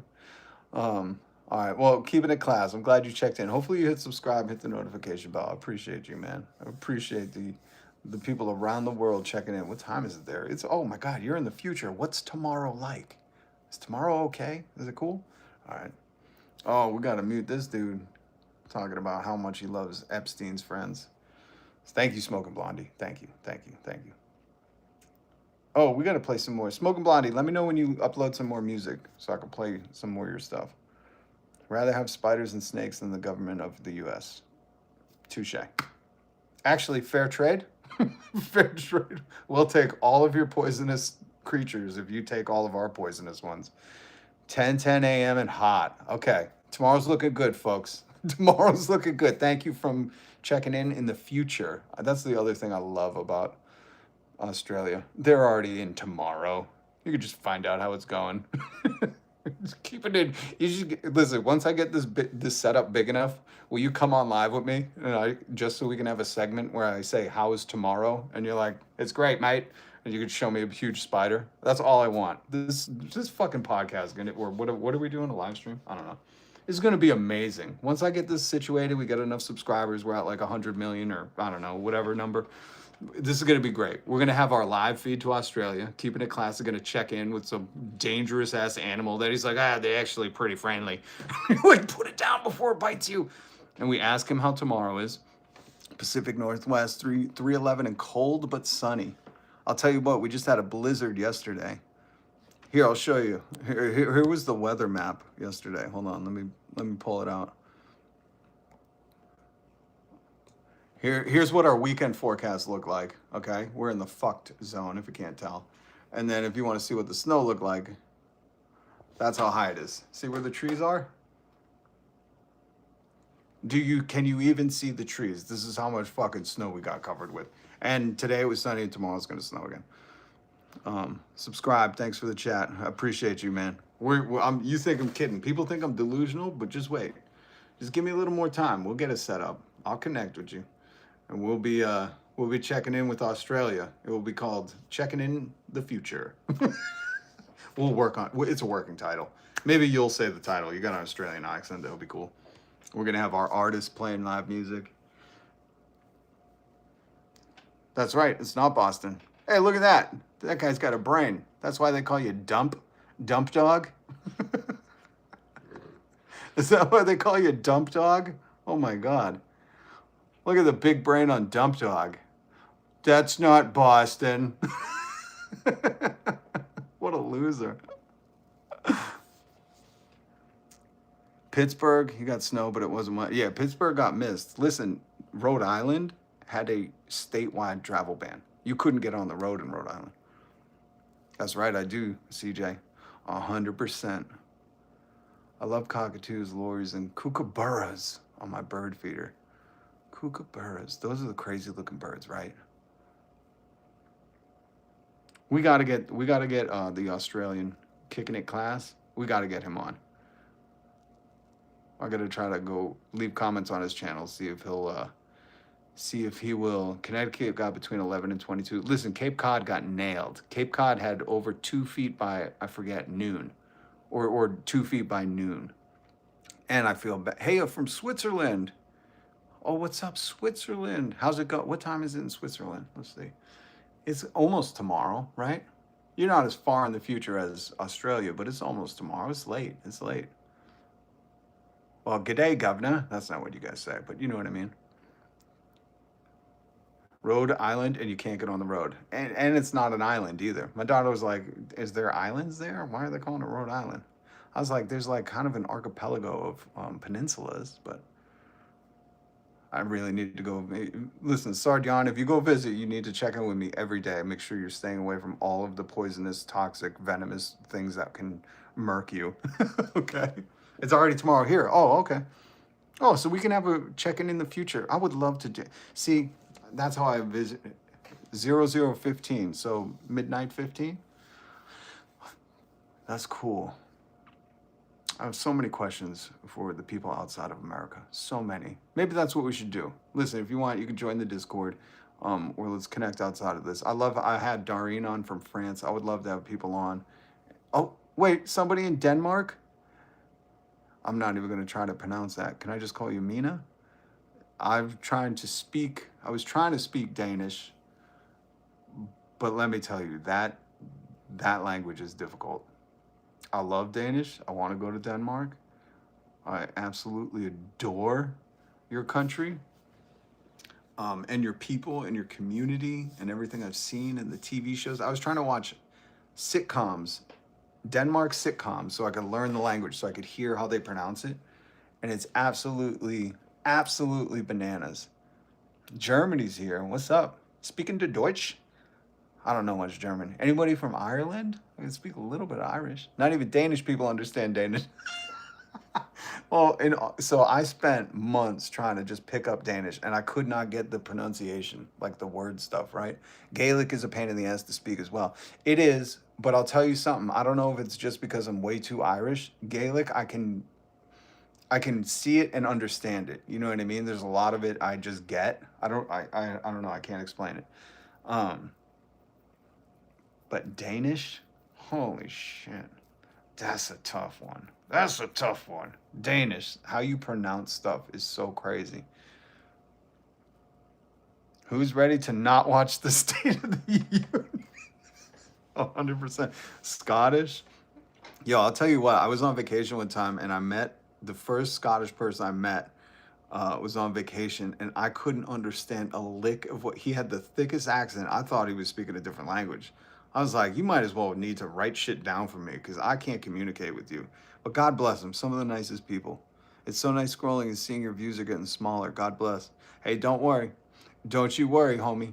We're going to keep blowing up. We're just wrapping up right now. So always make sure that when you see people like Seahawk who pride themselves on other people not being, that they want other people to not be successful, never incorporate people like that into your life, because those are the kind of people like that Seahawk dude. Just so you know, people that are like, oh, it's good to see your views are going down. It's like, bro, I'm just chatting with a bunch of friendly people from across the globe. You understand? I'm from the 90s. We couldn't do this. This is fucking incredible to me. This is one of the most remarkable things that people are like checking in from North Texas, from Germany, from Switzerland, from Denmark, from the Netherlands. Written Danish is half legible for me as a German. Spoken Danish, nope. Yeah, spoken Danish is another animal on its own. Like to view ratio. Ooh, we got 208 likes. Thank you guys so much. I appreciate that. I don't do it for the likes, I do it for the love, but it's cool to see that. I never pay attention. I just, But yeah, Dusty. Dusty's always got my back. I love you. But be careful of people like that. You're not a number 12, dumbass. Seahawks are not going to the White House. Get a clue.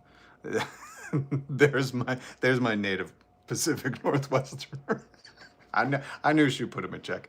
As a Frisian Dutchman can follow the Danes a bit. And that's the other thing. That's the most remarkable thing about Europe that I love, is most of them, if they can't speak it fluently, they can understand some of it. That's the one thing that I'm so mad at America. America did the whole cultural just speak English, which is the stupidest fucking thing in the world. Like, yeah, I get it. You took 3 years of French in high school. I'm not talking about this.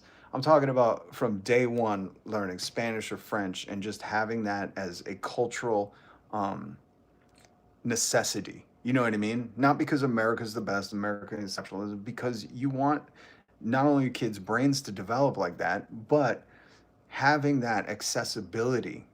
This is how they don't want you traveling. They don't want you fucking communicating with other people that live better than us, and they really want you fucking a slave to the corporations, man. It made us dumber, 100%. Greetings from Lower Saxony. Yo, I absolutely love when people start connecting in the chat. This is my favorite thing ever. My favorite thing ever. State of the Union, Heg says drinking grain. Drink when Trump says, I have done, or Tariff. That's a good, long hair hippie. Good to see you. Good to see you. So to comment on that Seahawks dude who got muted, thank you, Edward. Drink anytime he blames Biden. You guys won't be going to work tomorrow if you do that. That Seahawks dude, anybody who in your life wants to celebrate, I would say this is a big success. Remember, I've been doing this for 2 years, and I was doing it when just CJ was here. You know what I mean? Like, I was doing it to one person. So the fact that there's over 100 people in here, 100, 1,000, to me, it's about good people, good message, and, class consciousness, connecting. That's why I really thrive when I see people from around the globe checking in, because that's cool. 90s, we had it good. We did. The 90s, it's a nostalgia we cannot get back. You'll never be able to. Go and buy a pager. I say that's how we disconnect and we non-cooperate with corporations in the corporate world. We start a pager company and we all just get beepers. Trump supporters offended by everything, ashamed of nothing. That should be on a fucking hat. My spelling and grammar sucks in both languages. Ik spreken Amish Dutch. There's many Amish across Michigan. Yeah, there's an Amish Dutch too. I forgot about that. I know a tiny lick enough to read, but not to write much. Still, learn a language, paint something, sing a song, create some music, hug somebody, do all these things today. Or if it's tomorrow, do tomorrow. Just, that should be your bucket list. Do all that. 90s was the dark ages. Homie. If you call 90s the dark ages, you have no idea how we connected to the outside world. Okay, you have we were connected. You don't even know. I'm gonna show you how connected we were.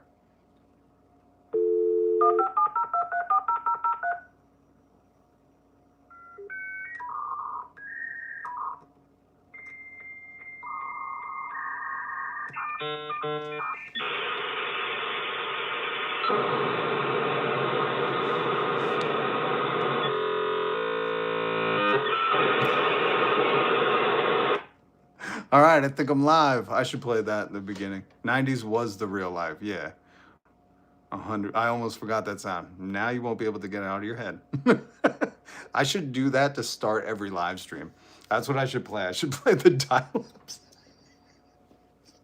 Okay, to all my Xennials, my Gen X, to all my elder millennials in here, I think we'll start the show with that sound. We'll do a dial-up, and then we'll play some music.